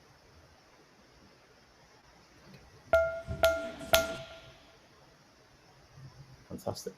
There we are. Just a question, do we want to try and leave some time for questions, or should I continue with the next example Taz, what do you think?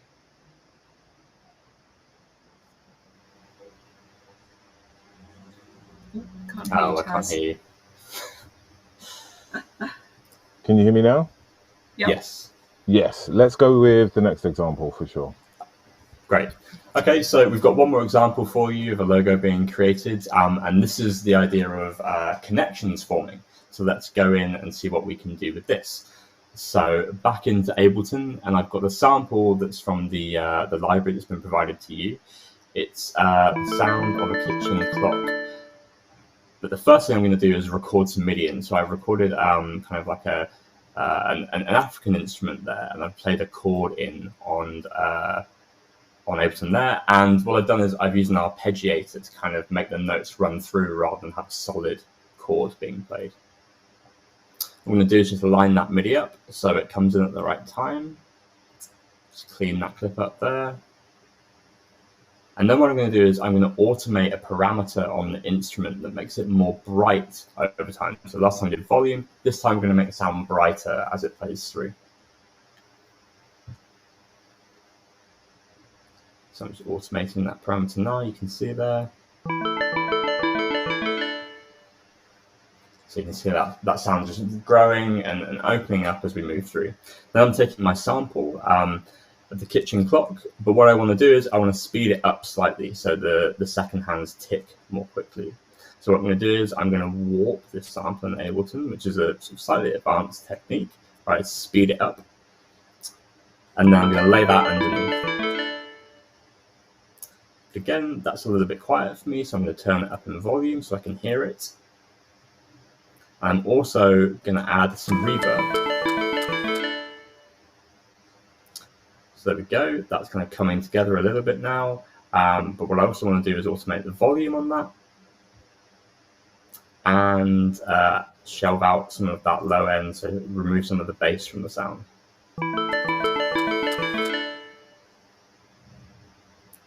Okay, and I'm also going to add a compressor to level out the volume of the clicks.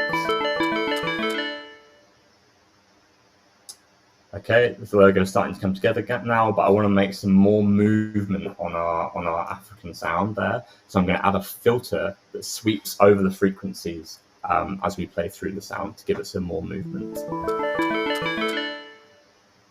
So you can hear it just opening up a little bit there, and we've created more of an in-depth logo that has more layers and that is a little bit more complex. So let's have a listen to that logo in full. So clearly they were both made very quickly. So you can spend so much more time on them than I have there, but it does give you a good idea of, how you make these, how you start to build music using different techniques and different ways of recording as well. So I believe that means we've come to the end of the presentation and we've got some time for questions, if there are any.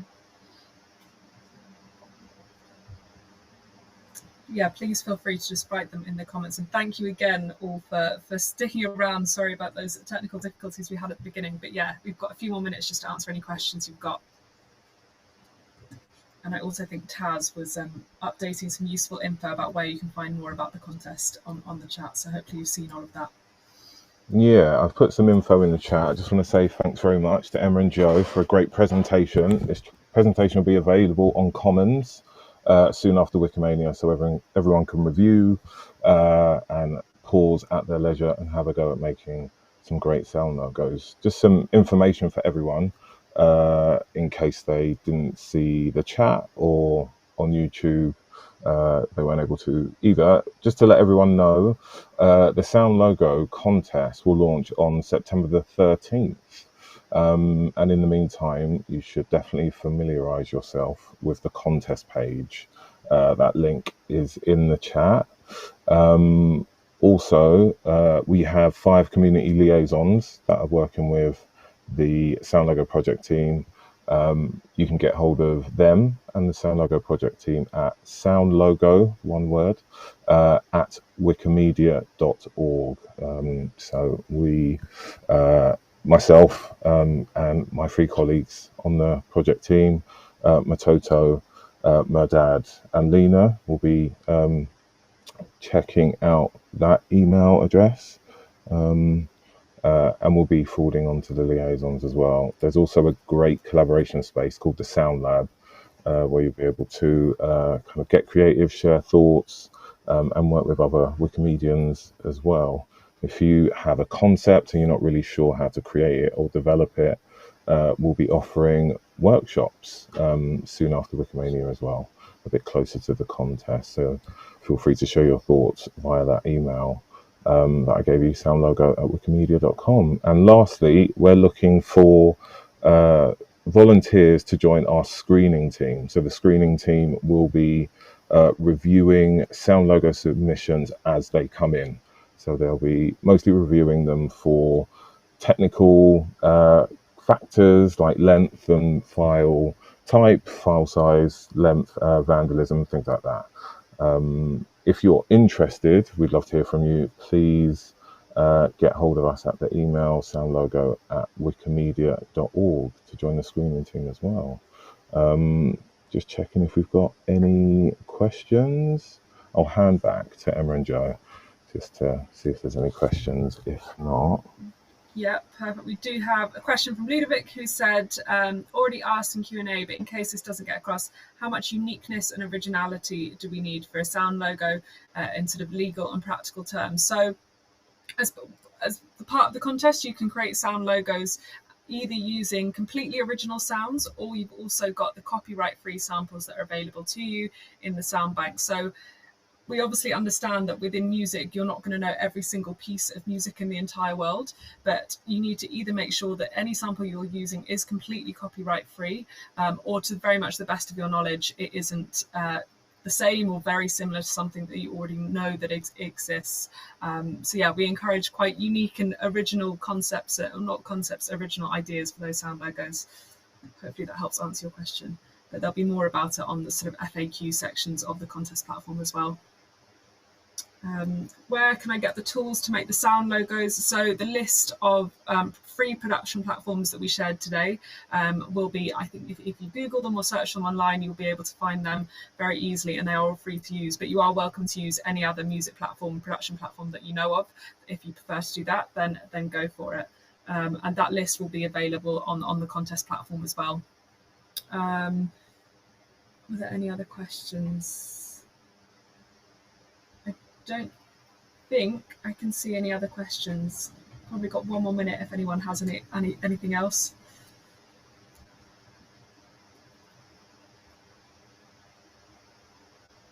I think that's probably it then, and we are just about out of time. So yeah, thank you everyone. Thanks so much for sticking around to the end of this masterclass. Hope you found it useful, and yeah, we're really looking forward to this contest and looking forward to hearing your submissions and hopefully meeting you again throughout the process, and whether it's in the workshops or otherwise. But yeah, thank you very much, and thanks Taz and the Sound Logo team, and yes everyone, and thanks Joe.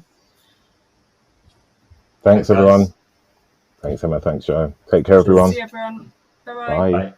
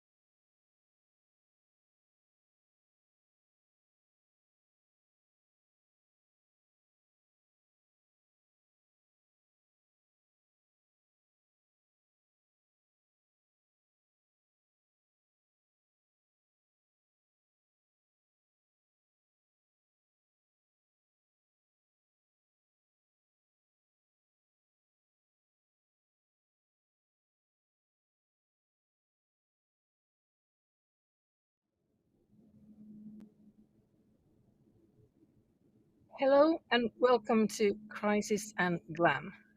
This is a panel discussion and workshop that considers our, as Wikimedians, possibilities of using our tools and skills to make a positive impact in today's crisis. We'll learn from the experiences of three Wikimedians. Eder Porto from Wikimovimento Brazil introduces the digital reconstruction work they undertook when a massive fire devastated the building and collections of the National Museum of Brazil in 2018. Nasima Shaboun from Wiki World Heritage walks us through the work of Wind Danger that promotes and raises awareness of UNESCO World Heritage Sites in danger using participatory creative tactics and Wikimedia projects.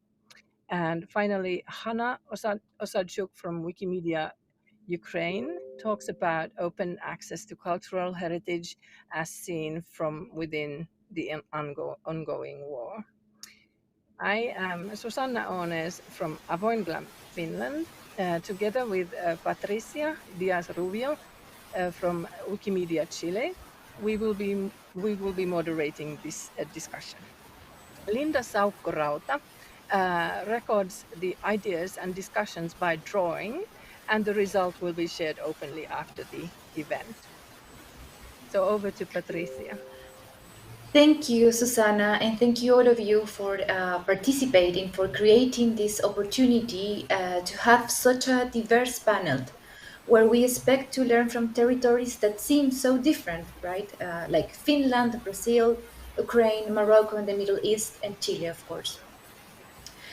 Just to situate a little personal experience, before joining the Wikimedia movement in 2018, I was very involved in disaster studies, in particularly in the study of the narratives and memory construction around disasters like earthquakes that happen so often in my country.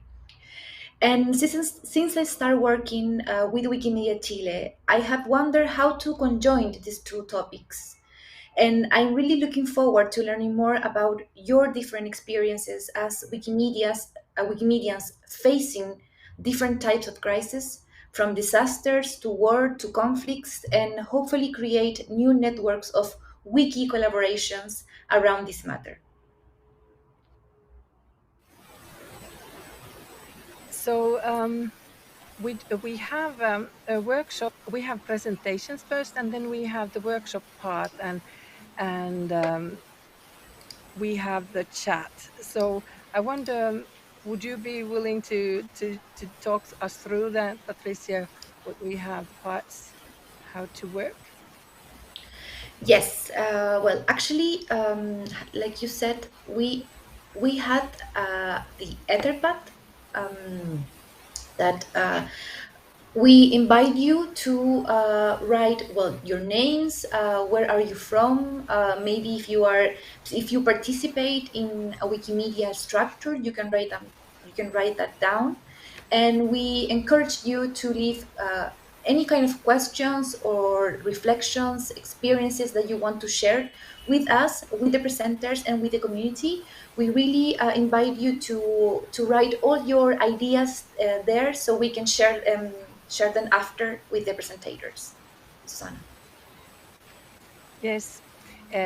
Since it is a little bit of a challenge to discuss over this feed and this stream, so in that sense, we invite you to discuss and do the workshopping between you participants, and we can also chime in in that specific, this Etherpad. So let me see. You will see the questions over there, and we can come back to them like closer to that. But so I'm saying, please use that time well and record your important ideas in the Etherpad. And as always, we follow the Universal Code of Conduct in this session as well. So we will first hear the presentation of Eder Porto. He's a software developer and a mathematician, and he works as products and resources manager at user group Wikimovimento Brazil. Welcome, Edef. Thank you, Susanna. Thank you, Patricia, and all the other panelists. And if you can go to the next slide, please. And the other one. Yes, so my presentation, Museum of Brazil, the digital preservation after a disaster. Next one. So first, I want to talk about this slide. Is very, very important, the headline of it.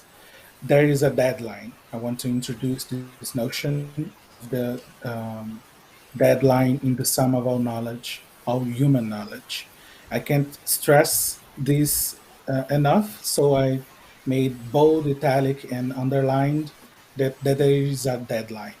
So every day, everywhere in the world, pieces of human knowledge are lost forever due to infinite reasons. That be a fire, that be a natural disaster that we can't prevent, or some things that we can prevent, or, for example, destruction of property, fire, floods, and many, many reasons. So in this context of knowledge being lost forever because we can't uh, repair or recover these pieces of knowledge that are disappearing, um, we build from our Wikimedia movement movements for the preservation of material and immaterial heritage. This is not exclusive of the Wikimedia movement, but the Wikimedia movement wakes or acts as movement, a central piece of the future of preservation of material and material heritage.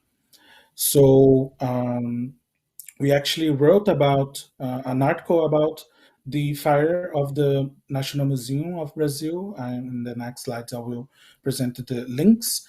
But something that is said in that article that we say about this study case is that the influential cultural and social movements will emerge from the intertwining of local contexts and digital strategies which will eventually lead to global impact. So we have our local contexts and our local disasters to manage, and we have digital strategies, and we have to work on these digital strategies to lead to a global impact action.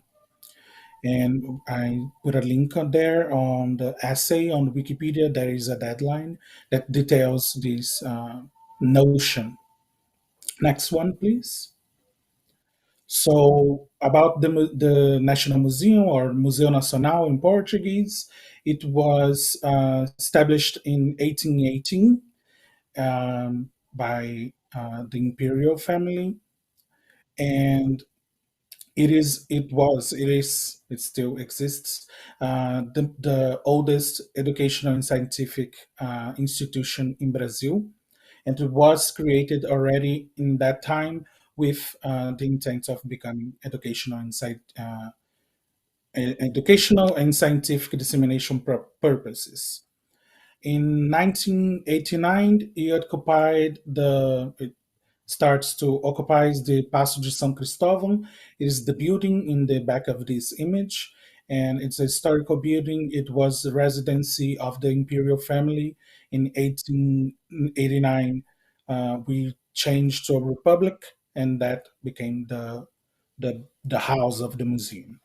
In 1964, it is integrated with the Federal University of Rio de Janeiro and become a university of that museum of that university.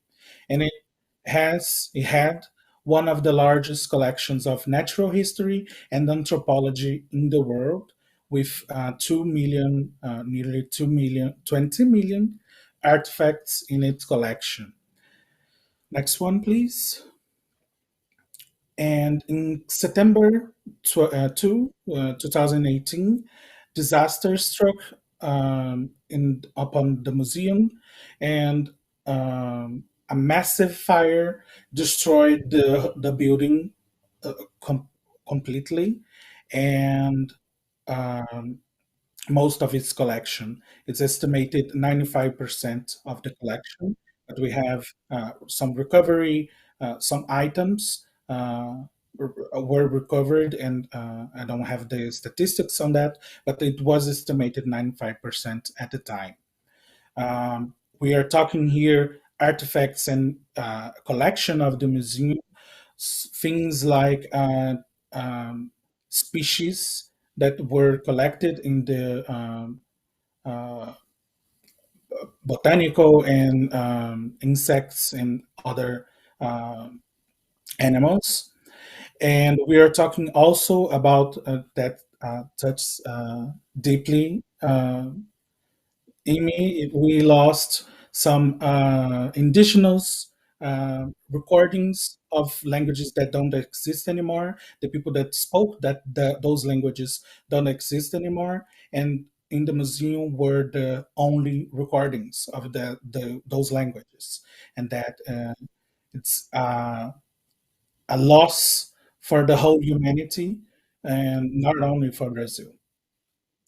The cause of the fire was lack of external grounding and individual circuit breaker in an air conditioner in a room in the first floor, and that started the fire. But the real cause of this fire and this disaster, it was the shrinking investment for public institutions and disorganization of the National Museum Agency in Brazil during the years prior to 2018, and that became a practice in the Brazilian government, and it's not exclusive for Brazil. We have this for this structure of shrinking investment for public institutions, especially in the cultural sector, throughout the global south as a whole. And for this, at the time of the disaster of the fire, we came with a project called National Museum Cross Wiki Project, where Wikimedians from Brazil, from other places, came together to salvage what was left of the collection of the museum that was digitized. It was photographed by people going to the museum. So next slide, please. And so this project is Interwiki project is not only on Portuguese Wikipedia, but was coordinated on Portuguese Wikipedia. And we had a real work of digital preservation and dissemination of this collection, because it's known, and we have data to back this up. Um, all the momentum, we have to take advantage of the momentum of such crisis to act on it, and engage people to work on this type of digital preservation, crowdsourcing in response to this type of disasters. I have some references about this project, specifically digital crowdsourcing in response to a cultural disaster, and was called data archaeology, because we saved books and to get photos from the general public to reconstruct the museum, the rooms in the museum, in the Portuguese Wikipedia and other Wikipedias, using a range of tools most of them are well-known tools like quick statements, tabernacle, and so on. But we had used other tools to help us coordinate and disseminate this content and organize the task force for these projects. And this also should be in bold and italic and underlined. The most important part of this project is documentation, documentation, and documentation. How do we, as a community, engage people to work in this type of projects, and how do we act on this type of tragedy or other types of tragedy when they happen? Because again, there is a deadline, they will eventually happen, and we need to be able to act on them as soon as they strike. So for that, we need documentation of how to do dissemination, how to gather people, which tools do we use to coordinate these activities. Next one, please. So this is a slide about the article, the academic article that we wrote last year and this year. Alves, Burley, Lima, Pio, and Peshansky, 2022. There's the link. And in this article, we made exactly these two questions. What is the optimized infrastructure for cultural movements on Wikimedia, as Wikimedia acts as the central and basic infrastructure for open knowledge? And how does the development of these processes and resources for cultural preservation and dissemination in a collaborative digital environment happen?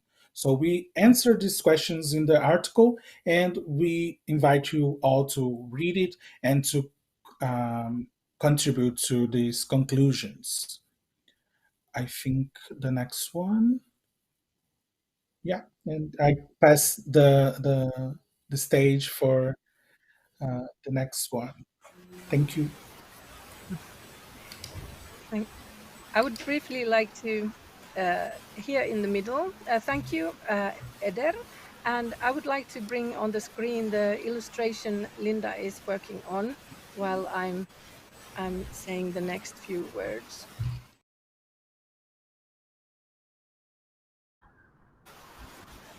In the Crisis and Glam page on MetaWiki, and there will probably be other places where these will be available for Wikimania, but refer to them there. So please also remember to add your questions in the chat and record them in the Etherpad. I think it's better to write in the Etherpad. We will present the questions after the presentations. So next, we would like to invite Nassima Shaboun to present. She's an architect and Wikimedian from Morocco and the chair and co-founder of Wiki World Heritage User Group. Welcome, Nassima. Thank you, Susanna.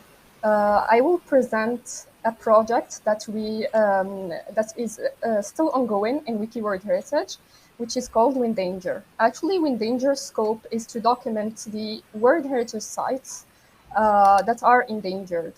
Next slide, please.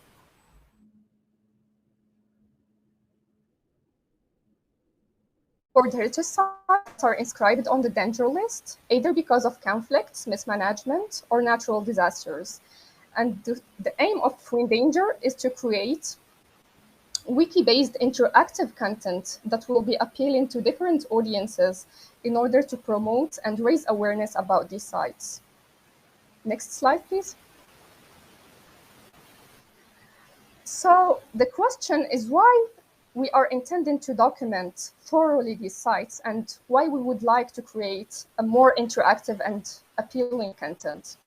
The first reason is to change perceptions about these sites and also these countries, because countries like Yemen, Afghanistan, Libya, for example, are always seen through the prism of politics and conflicts, and we would like to draw the attention to the diversity and richness of cultures in these countries.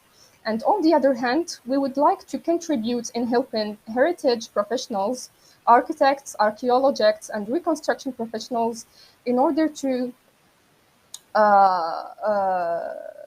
lead better reconstruction works. So we are anticipating future disasters and creating a sustainable images and videos and text repository in order to help them when they will need to gather information about sites that no longer exist. Next slide, please. So who are our audiences? First of all, we are targeting locals in these countries, and we are trying to reconnect them with their cultural heritage, because in times of conflict, especially of conflict, cultural heritage is no longer a priority for people and also for the different governments. So many people in these countries, especially youth and people who grow within conflict, do not have any knowledge about their culture and heritage, and also they are not aware of the importance of preserving their culture. So when they are involved in the documentation process through participating in photography campaigns, for example, or writing Wikipedia articles, they are learning more and more about this heritage, and they are creating some emotional bonds with it. Then our second target audience is foreigners, is the international community, in order to fight stereotypes. As I said earlier, always these countries are seen through the prism of politics and conflicts. So when we are trying to change this perception, we are also fighting some stereotypes, and we are pointing the common things that we have all over the world, which is culture and heritage, because heritage is always just a different interpretation of the same culture and values between different countries and regions. Then our third target audience is heritage professionals.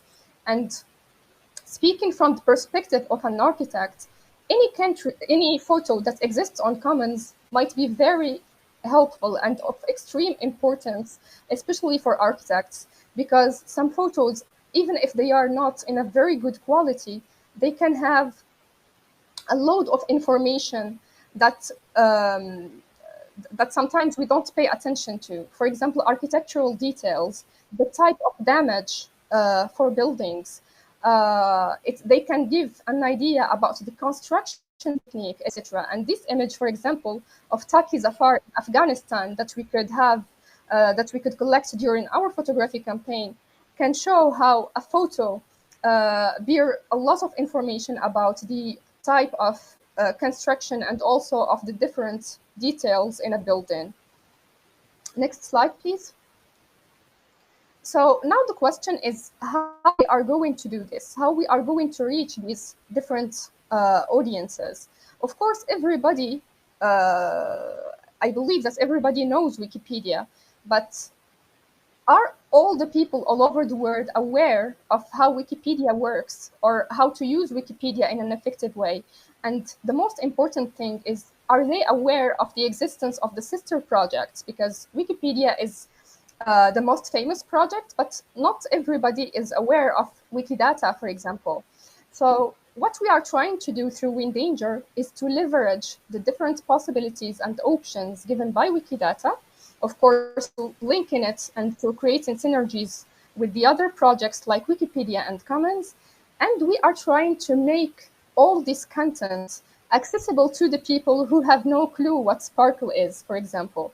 And especially professionals in the heritage field, they are not aware of all these technologic tools because they are coming from a very different background. So what we are trying to do is to simplify the access to the results of Wikidata instead of letting them learn the process from scratch. Next slide, please. And how we did this is through including all the information that exists on Wikipedia, Wikidata, and Wikimedia Commons on a new website, which is the website of WikiWorld Heritage. And we have different sections for our different projects, including Windanger. And here, for example, you can see that we can preview the different timelines related to the different sites through a simple click instead of building queries from scratch. So what we try to do is to translate the Wikidata queries into a very simple search process using a search bar and including all the relevant sites. We included also maps, graphs, and different statistics that can be useful for the professionals for the different sites. So if a professional in the field of heritage needs to have access to information on the different wiki projects, they will find it centralized and accessible from here, and they will not have any technical aspects that can hinder them from reaching the information. So you will find the different types of content like timelines, graphs, maps, statistics on WikiWorld Heritage website, and you are all invited to participate in our campaigns. On the We Endanger Meta page, you can find all the contests and programs on the project page on Meta. Thank you. Thank you, Nassima. We hope all of the spectators are now in full speed recording your ideas and experiences and thoughts and questions in the Etherpad for discussing further.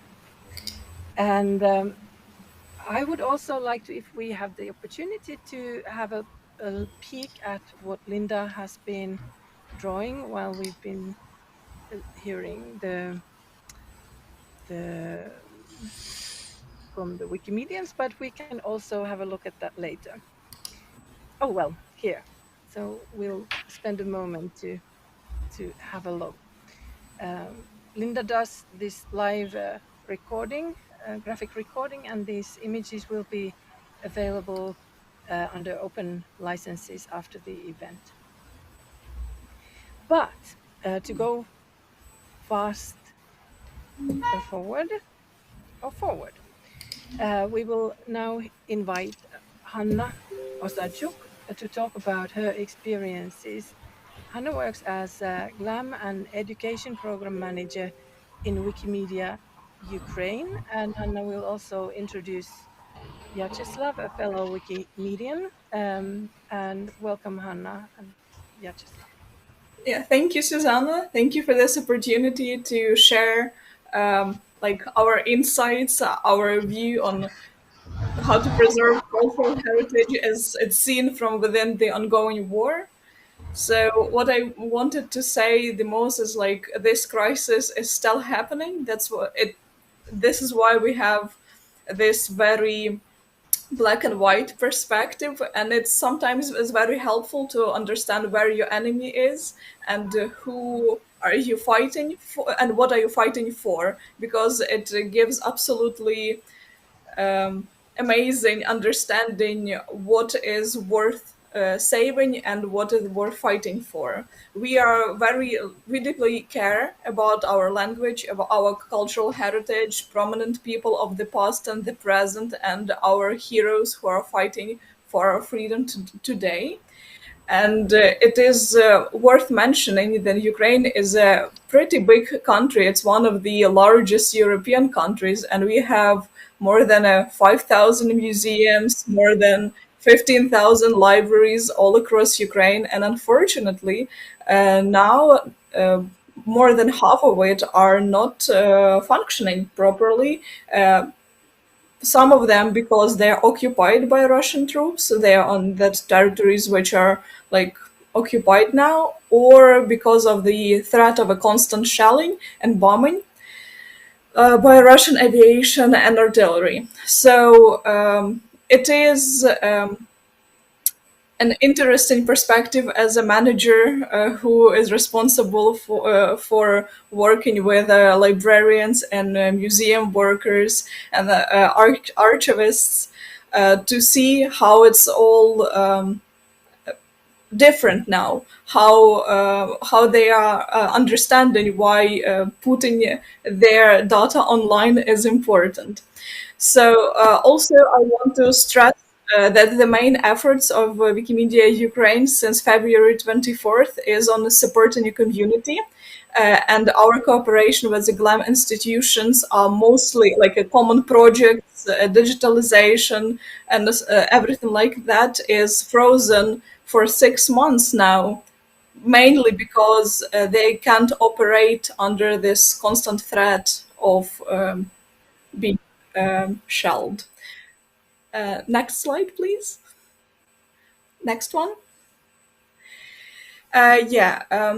So my point with this slide is that we put a new meaning into our old and continuing projects like Wiki Loves Monuments, for example. It now has this new perspective of war, Wiki Love Monuments, where we ask our community to upload photos of those monuments and buildings and cultural heritage which is ruined basically now, and we can't just repair it just yet, but we can document it and upload to the wiki commons and describe it on the Wikipedia articles. Also, a new spin has the editathons, which are uh, initiated by Wikimedia Ukraine or our community about this different regions in Ukraine, like Kharkiv region, which is very north and under constant threat and constant shelling by Russian troops. The Crimea week, the Chernihiv region week, the Mariupol week. All of them have this very different approach to them now, and they are very much concentrating on preserving the knowledge and preserving the state how it was like pre-war, because we're in the middle of it. We can't already start to work on something else just yet. And also main take from all these weeks and projects we had, that there will be a lot more interest to your country, to this specific region, and a lot less people who can edit coherently. There will be vandals there. That's why that's required more patrollers and administrators to review this specific topic. It is important to stress because people want to see the relevant information, and it's pretty hard to do it in time. Next slide, please. With this one, I just wanted to, share this regret we have that we didn't have the, the best practices with licensing and freedom of panorama at the fullest here. World want to see Ukraine fully through the lens of different documentaries, photographs, and they still do, but because we do not have, for example, freedom of panorama, this images, this video can be removed from a public platforms, which is a big and sad news for us. Also, if we would have like the Creative Commons licensing open access in place, and they would be understood and accepted by GLAM institutions at the time of the war, probably this would help much more to save the museum, different galleries, also like pictures, much more than a sandbags in a building windows. Maybe you saw the pictures from Ukraine where all the statues are surrounded by sandbags, and buildings have sandbags in the windows. So why the like bomb wave coming through, it's not like the insides can still survive. Probably if they will be digitalized and uploaded, that will be much more helpful than a sandbags. So prioritize your advocacy efforts when you can. It is really urgent. Deadline is there. You just know when it will come yet. Next slide, please. I put on this slide a few easy ways to help Ukraine. It is also, I think, some of those will be helpful to any community in a crisis situation. because one main thing we have understood here in Ukraine that in a modern world, symbolic support matters a lot. When you use a correct term, when you say in Kyiv or instead of Kiev, when you say in Odessa and spelling it with one S, when you say in Chernobyl instead of Chernobyl, it really gives us an understanding that you support in the cause. So you even using appropriate term is important. Voice your position, wear clothes which supporting the cause, or even create a silly dances on TikTok. It's all helping, and in this modern world, all these symbols they are sometimes even give us a lot of hope, and it is important. Also, today, Wikimania started with a beautiful video about Ukrainian culture. You can watch it via link on this presentation. You can watch it again if you've seen it already. You can help by translating an article to your language. Some of the example of articles also you can access via link. And if you want to help us fight, please donate. Next slide. I want to introduce and invite to share his experience. My colleague Vyacheslav. He is a member of Wikimedia Ukraine and a librarian. I just want to stress that his city, he did not flee the city, and his city, Kharkiv, is under constant challenge for 6 months. So we thought that it would be a good idea to let him share his experience to our audience. Hello, my name is Vyacheslav Mamon. I'm member of Wikimedia Ukraine and the librarian of the Kharkiv State Scientific Library. Our library has a good history of cooperation with Wikimedia Ukraine. We have many plans for this year, but due to the military aggression of Russia, most of them remain unrealizable. I myself had to live and work some time in a bomb shelter in the spring. In such condition, I wrote several articles for Wikipedia about Kharkiv scientists, in particular Oleg Amosov and Valery Moskovets, victims of Russian aggression.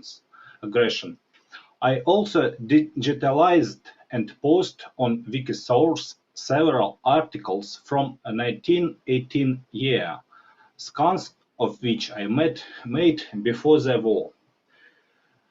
Now many rare books, magazines and archival documents in library fonts are in danger of being destroyed because of the war. The question of their scanning and digitalization is one of the most important in my activity. After the end of the military aggression, I plan to actively engage in scanning and publishing on a wiki repository and Wikisource books from the library that are in the public domain.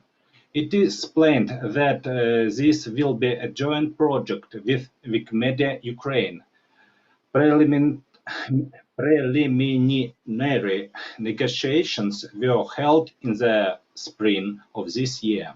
I see interests in these projects both from the side of Wikimedia Ukraine and from the side of the library management, but I cannot start the project while there are active military operations in the country. It's all for me. Thank you.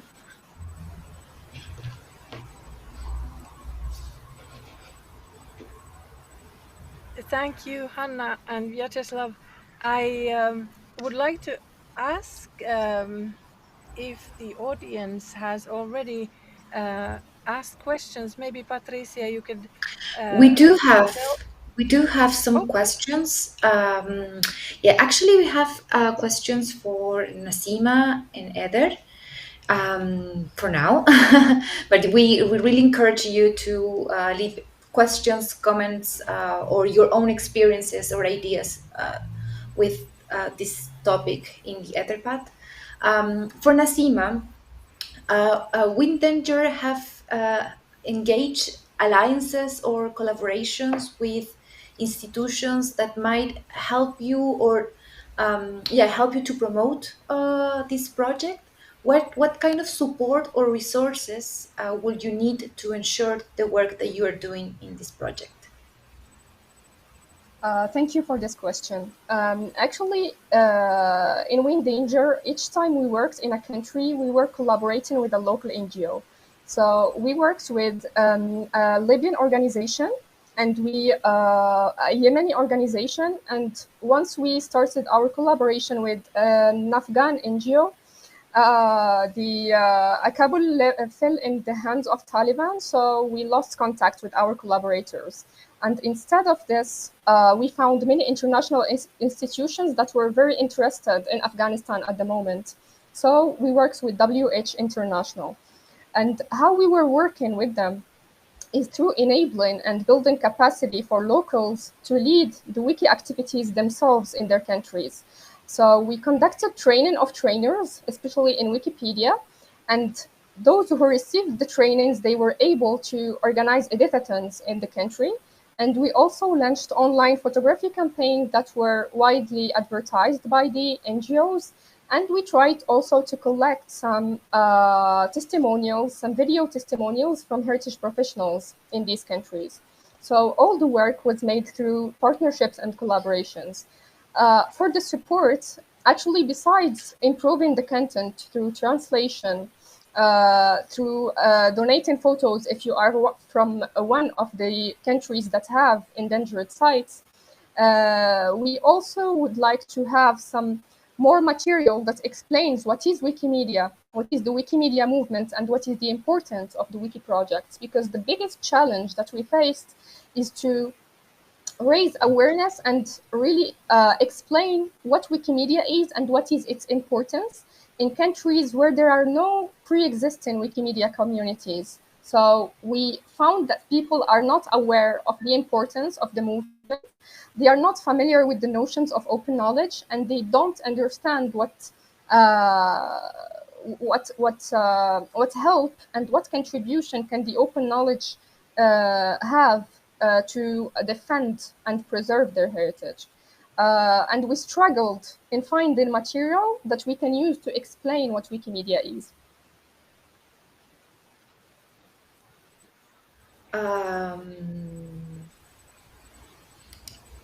We have another question for Eder. What strategies or learning experience from I imagine that from what happened after the Rio de Janeiro's museum have you translate into the work you do in the Wiki Movimento Brasil? Do you have a GLAM project to invite or engage cultural institutions to preserve, to prevent? Yeah, I think the answer to this question relates with what Nasima was talking about, showing institutions, GLAM institutions, and other cultural institutions, the role of Wikimedia and how they can benefit from putting their archives, their collections into Wikimedia, the Wikimedia platforms. And we had adopted, this is 2018, the fire occurred in 2018, and then we didn't have support from the Wikimedia Foundation as a user group. We became we were re-recognized as a user group in 2019, and from there, so we had to rely on our resources. And the resources that we have been developing since 2017, and especially after the fire, is on this approach to GLAM institutions, on showing them what they can benefit from working with the Wikimedia community. And since then, we have 40 GLAM partnerships. But the major change and practice that we adopted is to document what is a GLAM partnership, what you can benefit from it, how the work that we do with disasters, for example, is done. We don't have a GLAM partnership to engage cultural institutions to preserve or to prevent. To prevent is a political approach that we work as volunteers and within governments and in the political side, but we don't have any partnerships to preserve. Every GLAM partnership is to preserve, but we don't have a focus already on the start of the GLAM partnerships. Thank you. Thank you there. We have one more question. Susanna, maybe you want to read it? Okay. Yes. This is specifically for Vyacheslav from Kharkiv. And the person asking is saying that they are an experienced wiki contributor staying in Kharkiv as well. Once you restart your activities to digitalize the materials of the scientific library, are new volunteers welcome to help with the project?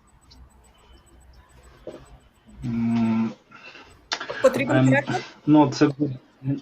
In English, I'm not so understand the question. Питання В'ячеславе, питання від користувача, який також зараз в Харкові знаходиться, і його запитання таке: коли відновиться робота зі сканування документів, і загалом, чи ви будете приймати волонтерів, чи будете обмежуватись власними силами? Давай, можна я тоді на українському відповім? Так, ну, якби сканування неможливо, поки не працює бібліотека. Бібліотека зараз не відкрита. Туди навіть робітники не ходять, і ми не можемо в ній працювати. Як тільки це буде, ми отримаємо сканер від Wikimania Україна, як вони нам обіцяли у користування, і ми продовжимо. В принципі, можна і просто на фотоапарат фотографувати, як я це робив. Це також можна продовжувати. Допомога завжди можлива. Ми з радістю її приймемо, бо це потрібно не просто сфотографувати, їх потрібно ще оцифрувати та вичитати. Тому, якщо хтось хоче, хай пише до мене або на Вікіпедію, або в Фейсбук, або пише у відділ в бібліотеці наш, або просто в бібліотеку. Ми пояснимо, як з цим працювати. З цим можна скоординувати, але це в кращому випадку буде осінню, а можливо, коли війна закінчиться. Зараз я не можу це сказати. Чи ви можете залишити контактний, тобто, можливо, імейл власний, чи бібліотеки, на які можна писати з темою листа про волонтерство зі сканування? Так, я можу зараз написати, так. Добре. Okay. So the answer is, of course, as soon as library open its doors again for visitors and readers, any volunteer help will be welcome. They hope to bring the professional scanner, like the apparatus, to the library, which will be funded by Wikimedia Ukraine. But even if that doesn't happen, it still can be done by photo, like by a camera, digital camera.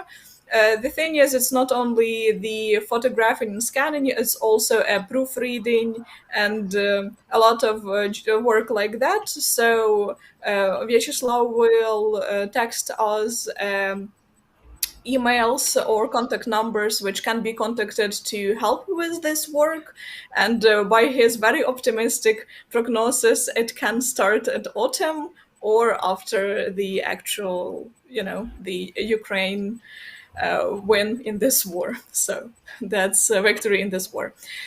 So I think on our session page in Meta, there will be a little note with how to contact Vyacheslav and help with this digitalizing of the library documents. Thank you, everyone. I think we are like just suitably over time, and what I urge everyone to do is to join the conversation and continue the conversation. Well, not only conversation. I think the idea is to do things, and this is what Wikimedia volunteers and networks generally do. They like roll their sleeves and do things, and so we'll just have to find the ways in which we can do roll our sleeves in these matters. So our proposal is that we would set up a Telegram group, and for that we invite you to write your Telegram handles in the Etherpad. But there will probably be different kinds of discussions. But I hope that this is not the end of this discussion, but it's just like a start or a boost for bringing these further. Any other last words? I would just invite everyone to say just a little something. Well, if I can start, Susanna, thank you so much again for creating this opportunity to connecting all of us from so many different places to share this concern that we have. And what a wonderful and urgent task are you all doing in your different territories. Thank you so much for doing this. And I really hope that we can continue creating these collaborations, right, to learn from each other and to help us as well in the ways we can, just like Hannah said. Everything, it's a contribution. So everything we might do is a contribution. So thank you.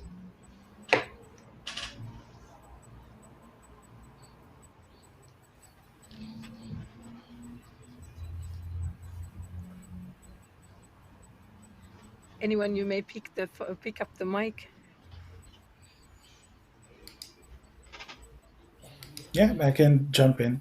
And I just wanted to say and to emphasize that all these presentations that you saw here and all the topics that we approached are within this notion. And I just wanted to emphasize again the notion that there is a deadline, and we can, as a collaborative movement, intelligent, cultural and collaborative intelligence, work to preserve and to work with what we have left of the sum of our knowledge and contribute to the sum of our knowledge.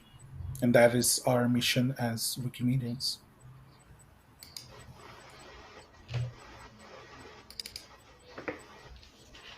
Hanna and Nassima, which one will be quicker? I would just like to thank you for this opportunity to talk, and I'm looking forward to seeing a big resolution which was drawn during our session, because it looks so colorful and interesting, but I can see only like a little part of it. So it is really important for us that you invite us to speak about our experience. I hope next year we could, we will be able to tell more about how we rebuild everything, and, our cultural heritage is saved and sound, and it's not under a constant threat anymore. But for now, it is extremely important to, be a part of a conversation and be something who is whose voice is heard. It is a very important for us. Thank you.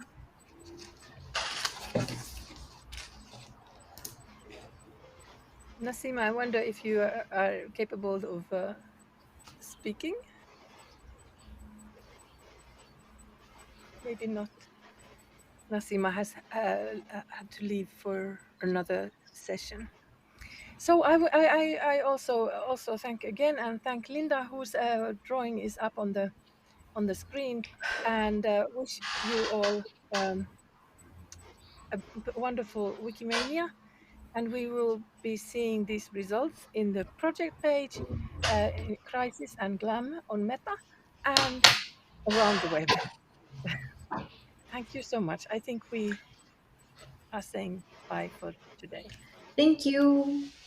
Bye. Ciao. Thank you. Bye.